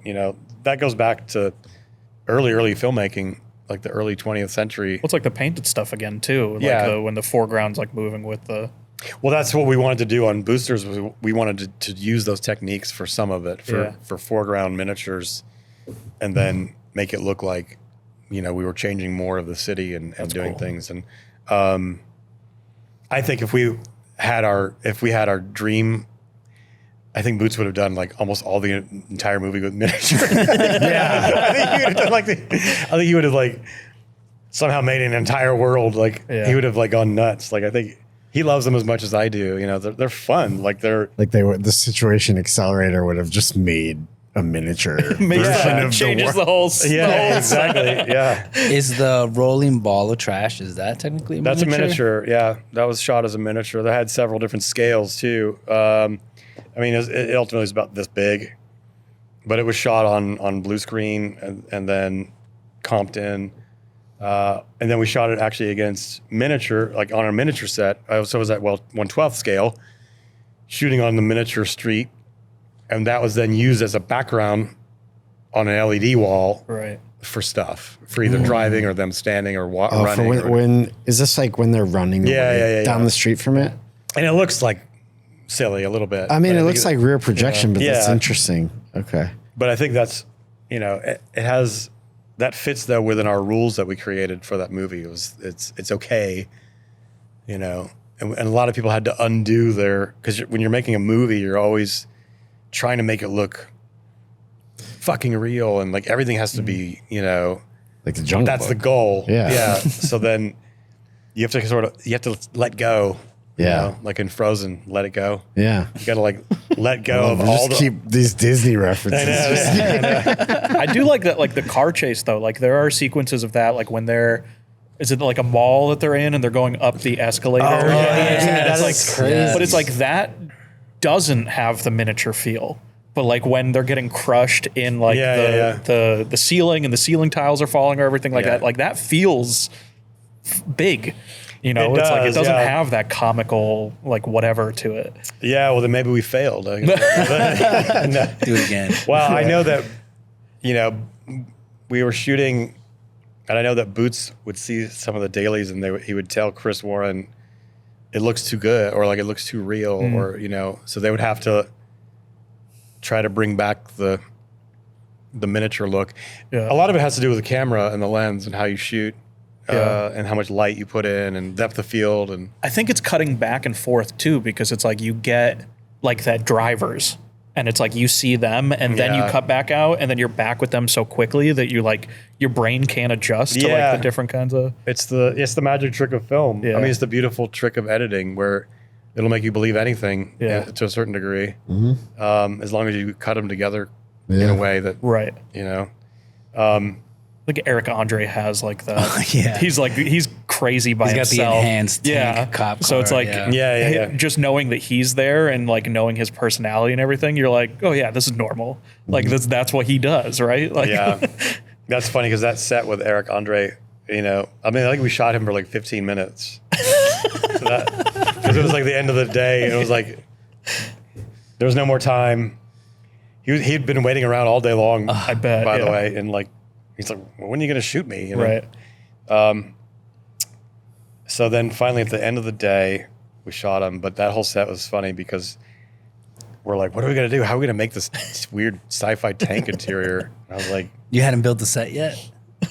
no, no, he was there. It was before we had it prepared for the day of the shoot. But How are we going to shoot this? He's like, what am I waiting been for? waiting around all Christopher's like building this. I mean, it was down to the wire, but not quite that bad. But it was like the week before. We're like, how are we going to do this? So I'm really super into analog synthesizers. So I was like, let's just get a bunch of analog synthesizers and throw them in the background, and it looks all like a bunch of wires and bullshit, and light it up.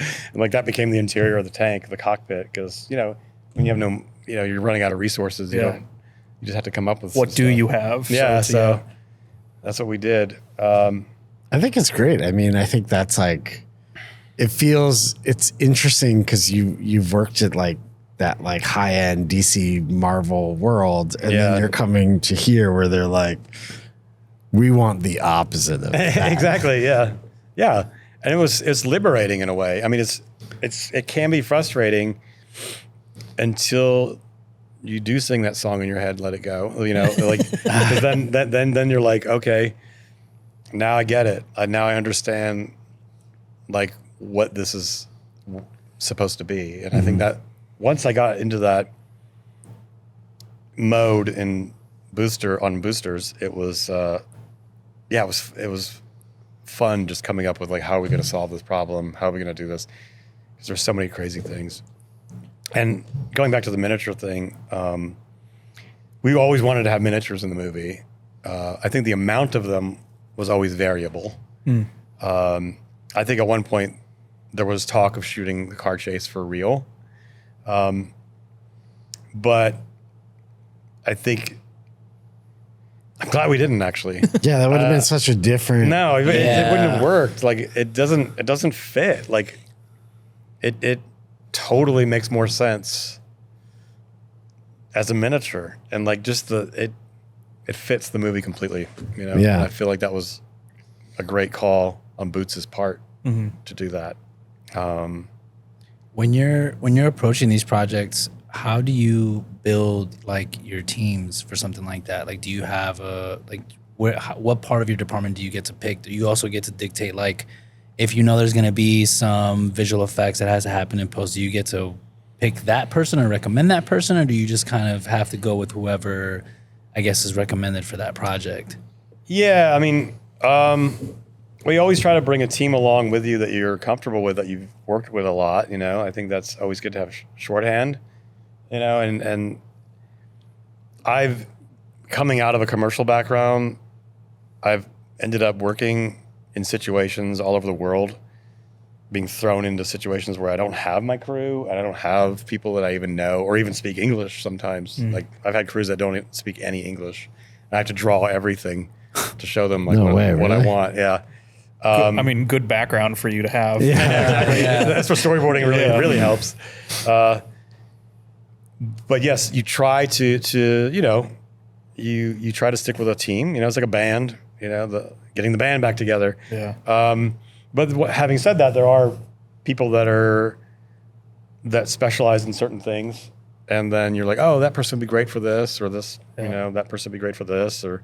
I do find it interesting when there's like only one stage, and it's like the art department's trying to get the next set ready, but we're shooting right next to it, and it's like who didn't think of this logistics that we can't work at the same time kind of thing. That's not an ideal situation. I mean, I've been in that situation before, and usually that's on a smaller, shorter schedule kind of production.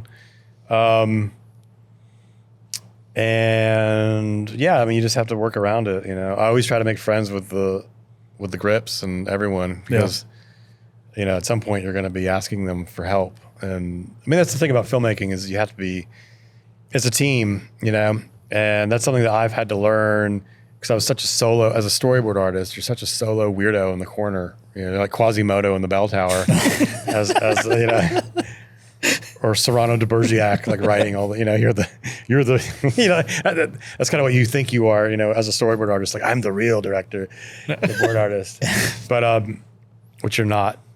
But having to learn to be a team player has been very interesting for me personally throughout my, and I think earlier in my production design career, I didn't totally understand that, and I think I learned the hard way, you know, and if there's any advice I would give out, I would say, like, be open to teamwork, and like, just know that you're there to work, and it's not like you're putting out fires in a wildfire or something. Right. You know, it's not like serious stuff. I mean, it is serious, but it's not life and death. Some people treat it like, you know, they get so uptight. Like the tension on. Yeah, and I find that to be a little weird. I get it to a certain degree, because it is what it is, but you know, I think you have to just become a little more friendly. But isn't there, like, even because you do a lot of commercial work, there must be like a lot of like pushback that you get at a level, because I feel like whenever I see commercial work, like, it's like the agency and the client get involved, especially with the production designer. Yeah. Because the look is so important to the commercial. Yeah. I mean, there is a lot. Yeah, that's another layer. I mean, to me, it's just another layer of people that are there. Is there a way that you've learned to like navigate that? I have. I mean, it's sort of like, I always say it's sort of like during like a totalitarian state, like if there's censorship, you'll write something that's like over the top, so that the censors will like, they'll see the low hanging fruit and they'll be like, oh, get rid of this, get rid of this, get rid of this, get rid of this. And then the thing that you really want to say is still in there. You know, so, to put some like weird ass pillow on a couch. And then make them like always give somebody something to say no to. Yeah. Always give them something to feel like they're saying no. I'm giving away my secrets now. Now honestly, that's all like, my clients now are that's like, that's "Is that honestly the same advice we got from an editor. He would like put in a purposely bad like thing just so that they would gravitate towards that. Exactly, because then it's the low hanging fruit. I mean, I'm not always that It's not like it's a game of manipulation. No, but I mean, it's but there is some degree of that, and I think also you want to give options, and sometimes you want to have control groups. Yeah, you know, and sometimes you don't. Maybe you don't have the right answer, and maybe they, you know what I mean. So it's like sure, like you don't always have the right answer. You don't always know exactly what it should be, and you might think you do. So it's good to put stuff out there and see what reactions you'll get, and what the approval process is its own animal, and it is different on a commercial versus a movie. Yeah. It also depends on like if it's a big studio movie versus a neon indie project like I Love Boosters.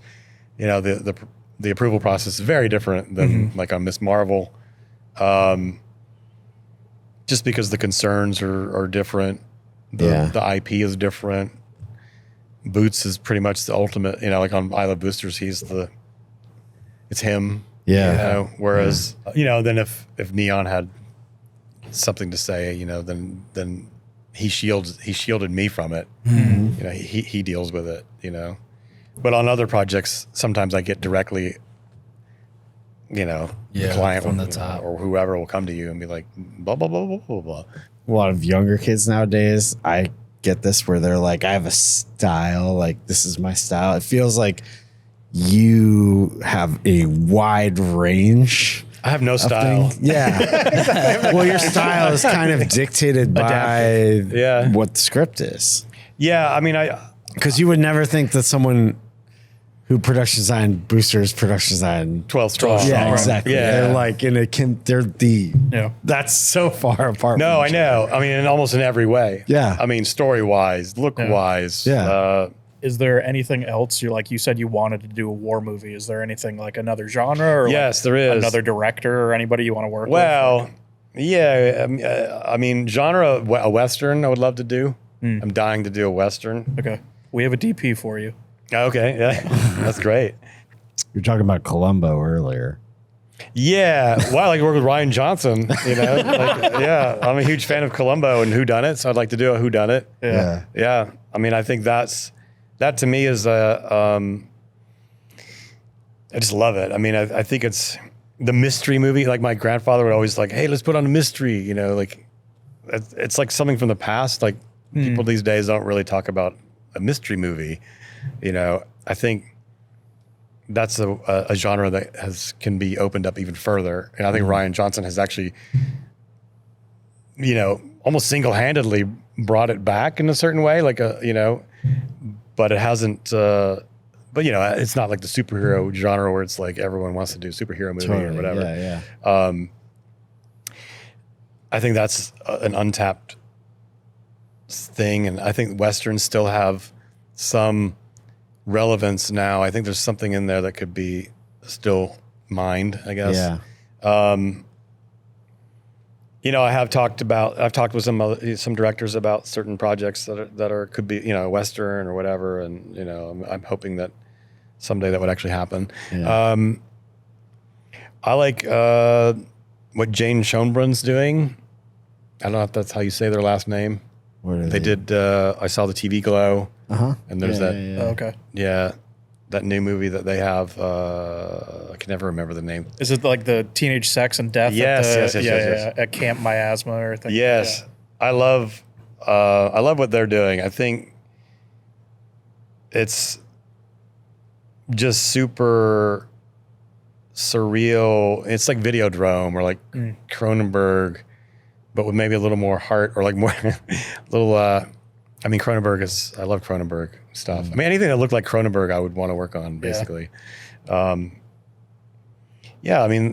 would love to work with all kinds of different directors. Park Chan-wook would be a cool. The guy did Old Boy and No Choice or No Other Choice. No Other Choice. Yeah.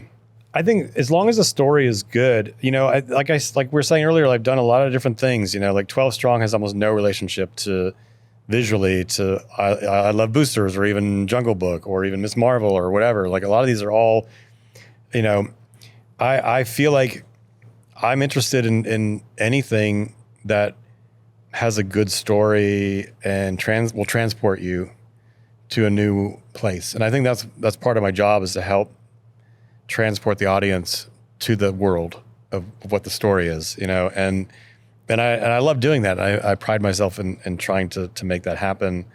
And I don't have a particular style per se, although if you look at like the Spike thing and the boosters thing, you know, it's like, okay, he can do that stuff. And I think it just serves the story, like whatever it needs, you know. Like I would love to work with David Eggers or some, you know, like I think what he's doing is incredible visually, and just I can't wait to see Werewolf. Yeah. I feel like the other thing that you've revealed is if it has miniatures involved, you're pretty much good. Yeah, if it has miniatures involved, I'm pretty much there. Yeah, exactly. If there's a chance to shoot a miniature, I'm I'm probably like going to be there. I'm like, yeah, I'll do it. You know, I mean, I would do a comedy. I would do any, you know, I would do whatever. I mean, even a rom-com if there's something to do. If there's something, if there's something there to get. If there's miniatures, and if there's something there to like. Yeah, no, and I don't like to try to completely impose like it has to be like this weird or, you know, I mean, I have opinions though, but I base my opinions basically on the story and then also just kind of on what I like in films, because I like all kinds of films. I don't like just one type. That'd be so boring to only like one type, you know? So yeah. I like it's like, you know, music, you know, like I like all kinds of music. You know, and to only like one type would be kind of dull. You know, when I was younger, maybe I was like more into only one. Yeah. You know, but as you get older, it's sort of like, you kind of like, there's more to the universe. There's more to life. So I wouldn't want to be pigeonholed into being like only the guy that does moving set pieces and even just miniatures. You know, I'd want to do all kinds of things, you know, epic or not epic or small or a guy in a room or whatever, you know? Yeah. Like it's, you know, there's all kinds of stories to be told and interesting ways to tell them.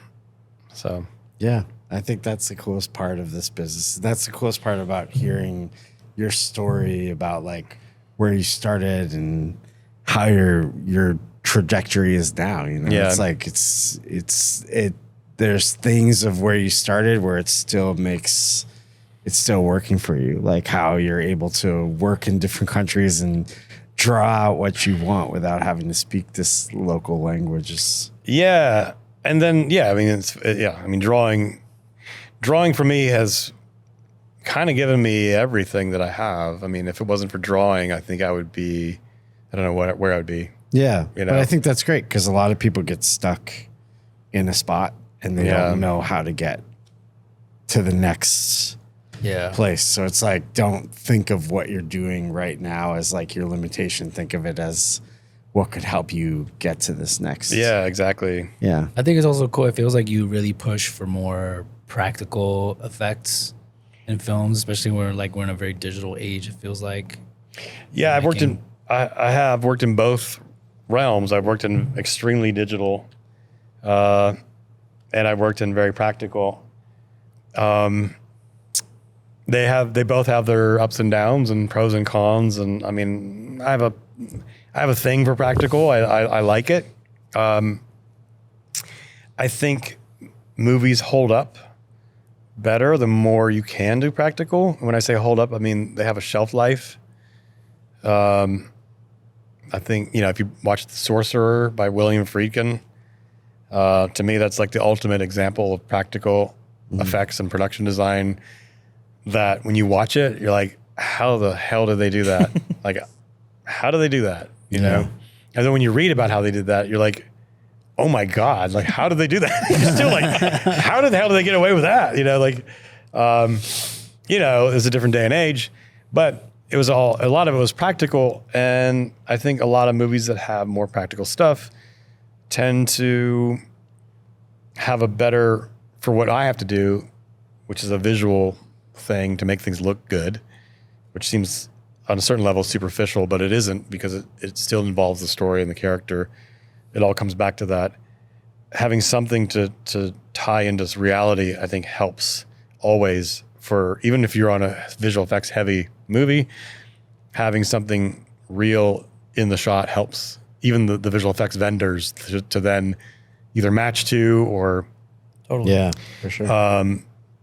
That's something we did on Jungle Book was, we still had a lot of real stuff in camera, whether it was very small and real or larger sometimes, or if it was part of Baloo's cave, which was a bigger set. Having that, I think, helped that movie story-wise, and helped it connect to audiences. It also helped push the technology further, I think. Yeah, it definitely did. I mean, what you guys did there kind of led to what The Mandalorian Exactly. Yeah. Because they were still using practical elements within the volume. Yeah, exactly. I think even in a situation like that where you're on a volume shoot, you have to have practical stuff, or it gives away the magic trick. Totally. I mean, there are very few instances where you just have a person standing there with a volume only. You can.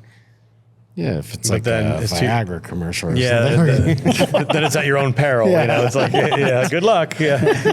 It's always a fucking medical commercial where it's just like, Well, I think that's what you're like, That's what what the dominates. heck? That's what dominates the commercials. I mean, that's sort of the sad thing about the commercials these days. They used to be way more interesting. We used to do way more crazy things, Yeah. way more metaphorical ideas and things that were like. Yeah, now it's just Walter Goggins and a hamster. Now it's like very it's very like very literal. It's very like, okay, this is a commercial about this, so that we're literally telling you about it. Right. Yep. Yeah.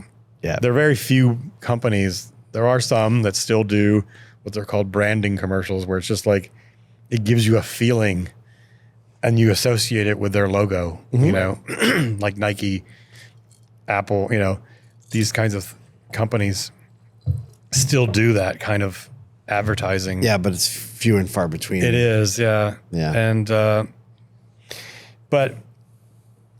and also in movies, I mean, movies have become something, people are always talking about, oh, the movies are, they're dying, or they're dead, or they're coming back, or they're, they're being saved by indie films and whatnot, or they're not, or indie films aren't doing good. You could literally find an article about anything you want, and it says the opposite. Like indie films are dying. No, they're saving everything. No, they're not. No, cinemas are doing better now. No, they're not. Or it's kind of like you kind of have to like just tune some of that shit out and just, if you work in film, I know it can be tough now, especially with it's kind of a traveling circus. Filmmaking, it travels now. It's 100%. Like it's like on a rail car, wherever the tax incentive exactly is where it's going. Yeah, it's not in one place anymore. I mean, it never really was. It was always sort of traveling. And I hate to say it, but I think commercials kind of started the trend of traveling more filmmaking wise out of the country. Back in the early 2000s, I believe that became, and I was sort of a part of that, Oh, so it's your fault. It's all my fault. Exactly. So I think, yeah. But having said that, New York's doing really well. Yeah. Exactly. I think if it's, it's like, if you have a good story and like with Boosters, everyone can collaborate on it. That makes something really interesting that people then want to go to the theater to watch, because it's not like a movie that you're like, oh, I'll just watch it on streaming later. Like you want to experience it because other people are in the theater with you and you get a reaction. Yeah, and I think that's why horror movies do so well. Exactly. Because there's the communal aspect of reacting together and being scared together and being in the dark. And, I think that horror movies are kind of tailor-made for a theater and not having a break where you can just get up and go to the kitchen and do this and like look at your phone. It like forces you into having that suspense. Yeah. And to have, because that's sort of what it's predicated on, is that tension and that suspense and the reaction of the entire audience to something really enhances an experience cinematically. And I think what horror has that in spades currently. You know, I think that's people, they understand that it can happen with that type of film, but it can also happen in other types. And I'm not so sure that's being exploited in a way yet. I'm not sure how to do it. I don't have the answer, but you can have a communal experience and reaction, and what makes horror fun to see in a theater can also make adventure movies fun to see. Like I remember seeing Raiders of the Lost Ark in the theater when it came out. I'm aging myself. And like when the snake comes out of the corpse's mouth and in the Well of the Souls and like all that shit is going on, and like the whole people just reacting to the fight on the truck, and but I think it requires a certain level of storytelling that maybe people have gotten away from, and it is kind of a practical, like more simple storytelling. I think if you watch Raiders now, compare it to like some other movies that are more visual effects enhanced, or dependent, or there's so much layers of action happening, and you sort of like it becomes, no wonder you want to tune out and look at your phone or something while you're away. You know what I mean? It's like it's not. I think Mad Max Fury Road did a great job of that. Okay, I'm gonna bash maybe bigger superhero movies for a second, although I've worked on them, and I would gladly work on them again. But not after you say this. I know, like no one will hire me now. Exactly. I'm ruining my entire career. But the stakes in these movies are so high. It's like we have to save the entire Earth. We have to save, the entire planet, or the human race, which is a noble thing. Yeah. But no one can relate to that in real life, I feel like stories that are about like, the fireman that has to go in to save like 2 people from something, like that to me is compelling and more and you show it in a real way. Like that can be gripping. And like, once we start bringing in physics that are fake, that are comic book physics into real stories, and I think that's what's happened. I think that's what it is. Comic book physics are great for superhero movies, right? Yeah. They're fantastic for that. Because that's what they are. But once that starts to infiltrate the stories that we used to tell with real physics, because we were shooting more realistically or with in-camera stuff, once those rules, bringing that back up, start infiltrating real stories, then they become less impactful, and I think that's what's happened. It's easier to tune them out because there's nothing relatable. Yeah. Like in your life. Exactly. Like, I don't know what it'd be like to save humanity. No, exactly. But I thought Project Hail Mary was fucking sick. It is, but that is about saving humanity. But it's done on the way that it's done is very. My argument is it's very small and simple. Yeah, and I think maybe that's exactly what you're talking about. It almost comes back to like you're sitting with it and you're watching one thing happen at a time, kind of like Fury Road. I mean, it's a totally different movie. But like they built these practical sets, they did stuff in camera, they did it, and you're sitting with it and you're watching the whole thing unfold. And it does seem real, as far-fetched as it actually is. Exactly. And there are puppets, and there are visual effects, and there's but at the end of the day, it's a buddy story. Yeah. Between these 2 people, or one's not a person. Right. One's a weird arachnid-looking rock thing. Yeah. But I think it is because of what I'm saying is that it brought it down to a scale, even though it is saving the world, it brought the action, or just something about it was more like a survival. But you can relate to meeting people and trying to understand them. Yeah. And like it does kind of show humanity at a base level. Or if you drop something, I mean, this didn't happen in the movie, but like something like an obstacle in that movie could be as simple as like I dropped the object by accident and it fell into a crevice that I can't get it. Yeah. You know, like that becomes like, for that world, that becomes a big issue. Right. Versus like something where it's like, I don't know, we're going to blow up a whole city and then you know, I have to stop all these buildings from falling. Like, Yeah. And I think that's why that movie was so successful, is the heart and that it had, and the simplicity of the story in its heart. And people like that. I think I wish there was more of that, you know. I mean, not everything can be that. Not everything can be Hail Mary, but but I think there's something to be learned from that. And also obsession, I think, as well. I saw recently, which I was blown away by, because, you know, there was a lot of hype about it, and I was like, I'm like, oh yeah, okay, rolling my eyes, like, this like 26-year-old kid like made this movie. I'm the guy with gray hair, whatever.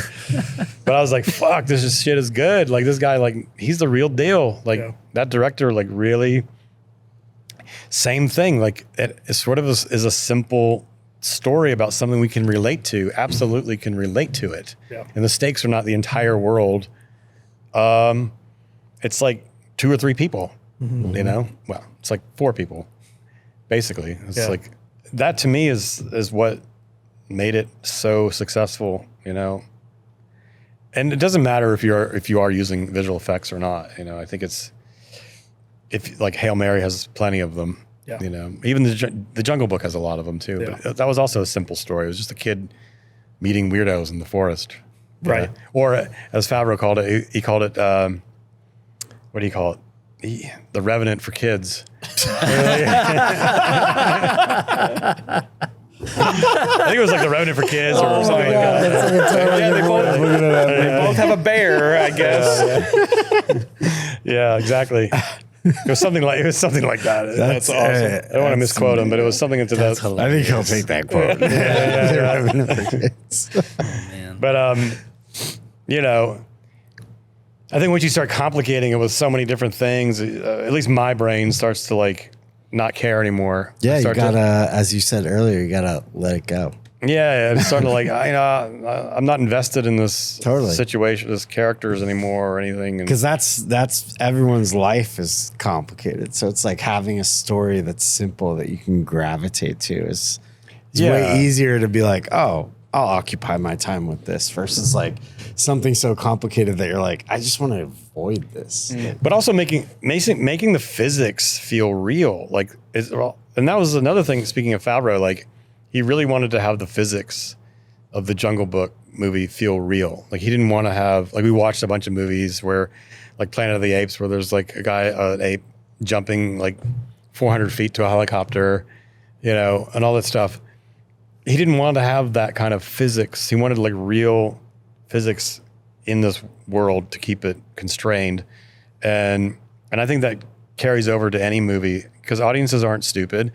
There is an uncanny valley for everything, including physics, not just people's faces. Like, if you start to see something weird, you can tell it's fake. If something seems a little off, then the audience is immediately going to be like, okay, that's starting to look like slop or whatever.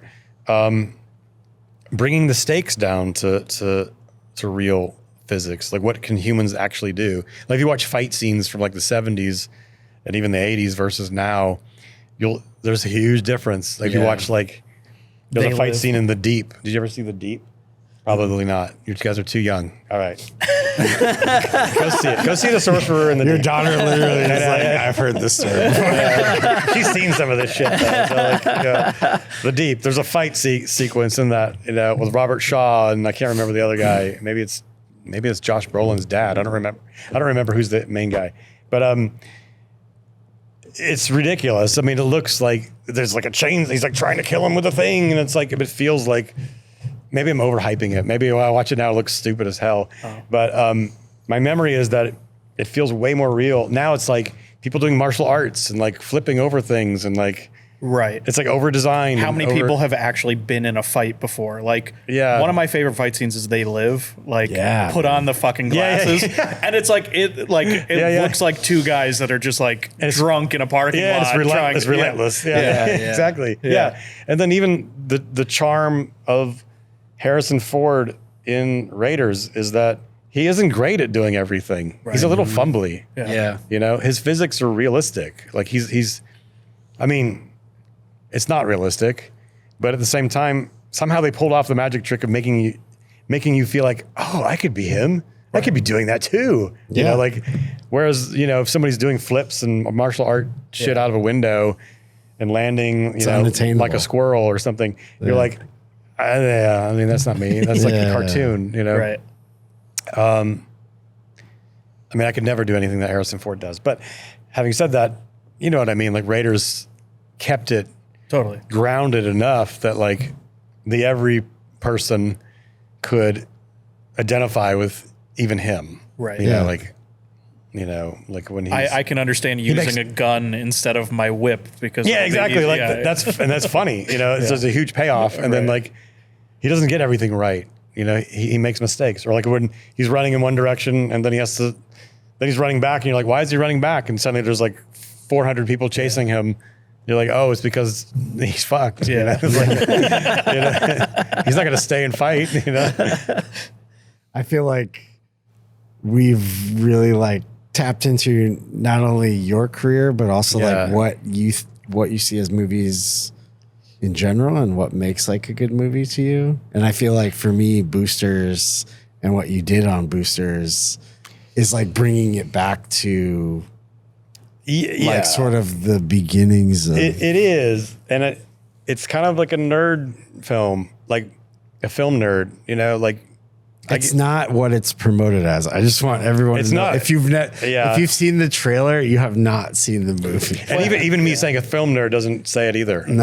I do like what you said about like the Uncanny Valley, like it being more than just people's faces, because it's kind of like that movie's a perfect example of it. If Boots was saying it needs to be more ridiculous, it's like, so you don't associate it with just being slightly off. It has to go further beyond that. It has to go past a threshold of the Uncanny Valley. Awesome. Otherwise, the miniatures don't work. Yeah. Yep. You know, and speaking of which, he is a fan of John Carpenter. They Live, obviously. And all these superhero. Yeah, he's this big superhero fan. And he's a film nerd. And he's like, but he's also an artist. And, you know, he's such an interesting person. He was all these different things. And you can see it in his movie. Yeah, it's like it's all kind of there. Like you got this a collage of like all the elements. Yeah, like Ray Harryhausen, but then he's also got like, you know, Black Cat, White Cat. It's just like a art film, you know, or it's all mixed in. It's all this mishmash, and that's the kind of stuff I really like. You know, I feel like David Lynch sort of did that. He did like highbrow, lowbrow, you know, like art films, but then he also goes to like kind of like basic primal level human story stuff. And what was I going to say?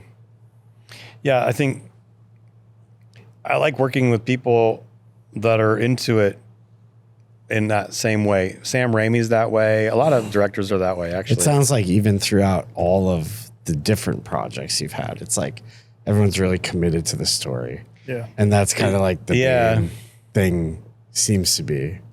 Yeah, even Favreau. I mean, I don't know if you guys knew this, but he can draw and sculpt. He could sculpt. I know he could draw. Yeah, he sculpts. I mean, he's like. One day I brought in like a piece of as a sort of a joke because there's a bunch of wax. Like there's where the kids like trying to get the honey from the bee hive. From the bear. Yeah. So while we're shooting that, I brought like this big block of beeswax as a present. It smells good, you know, whatever. But then, you know, as we're shooting, I'm like looking at it and like I'm noticing like, oh, somebody's like chipping away at it. And then like about, I don't know, 4 or 5 days later, there's like a fully sculpted blue bear out of the beeswax and Favreau. No way. Yeah, like while he's sitting there shooting the movie, he's like sculpting this thing. That's cool. amazing. Yeah, I mean, it was fantastic. I was like, wow.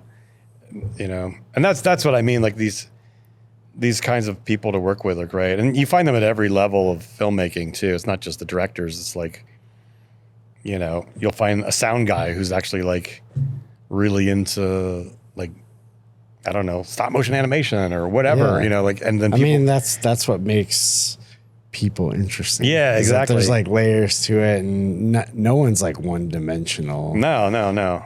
So, and I see that a lot in the work that you've done. Yeah. So, hey, Christopher, thank you so much for talking. Yeah, no, thank you with guys. us. Yeah, this was great, man. Thanks it's so much great. for coming It's on the cool. podcast, for sharing all your wisdom.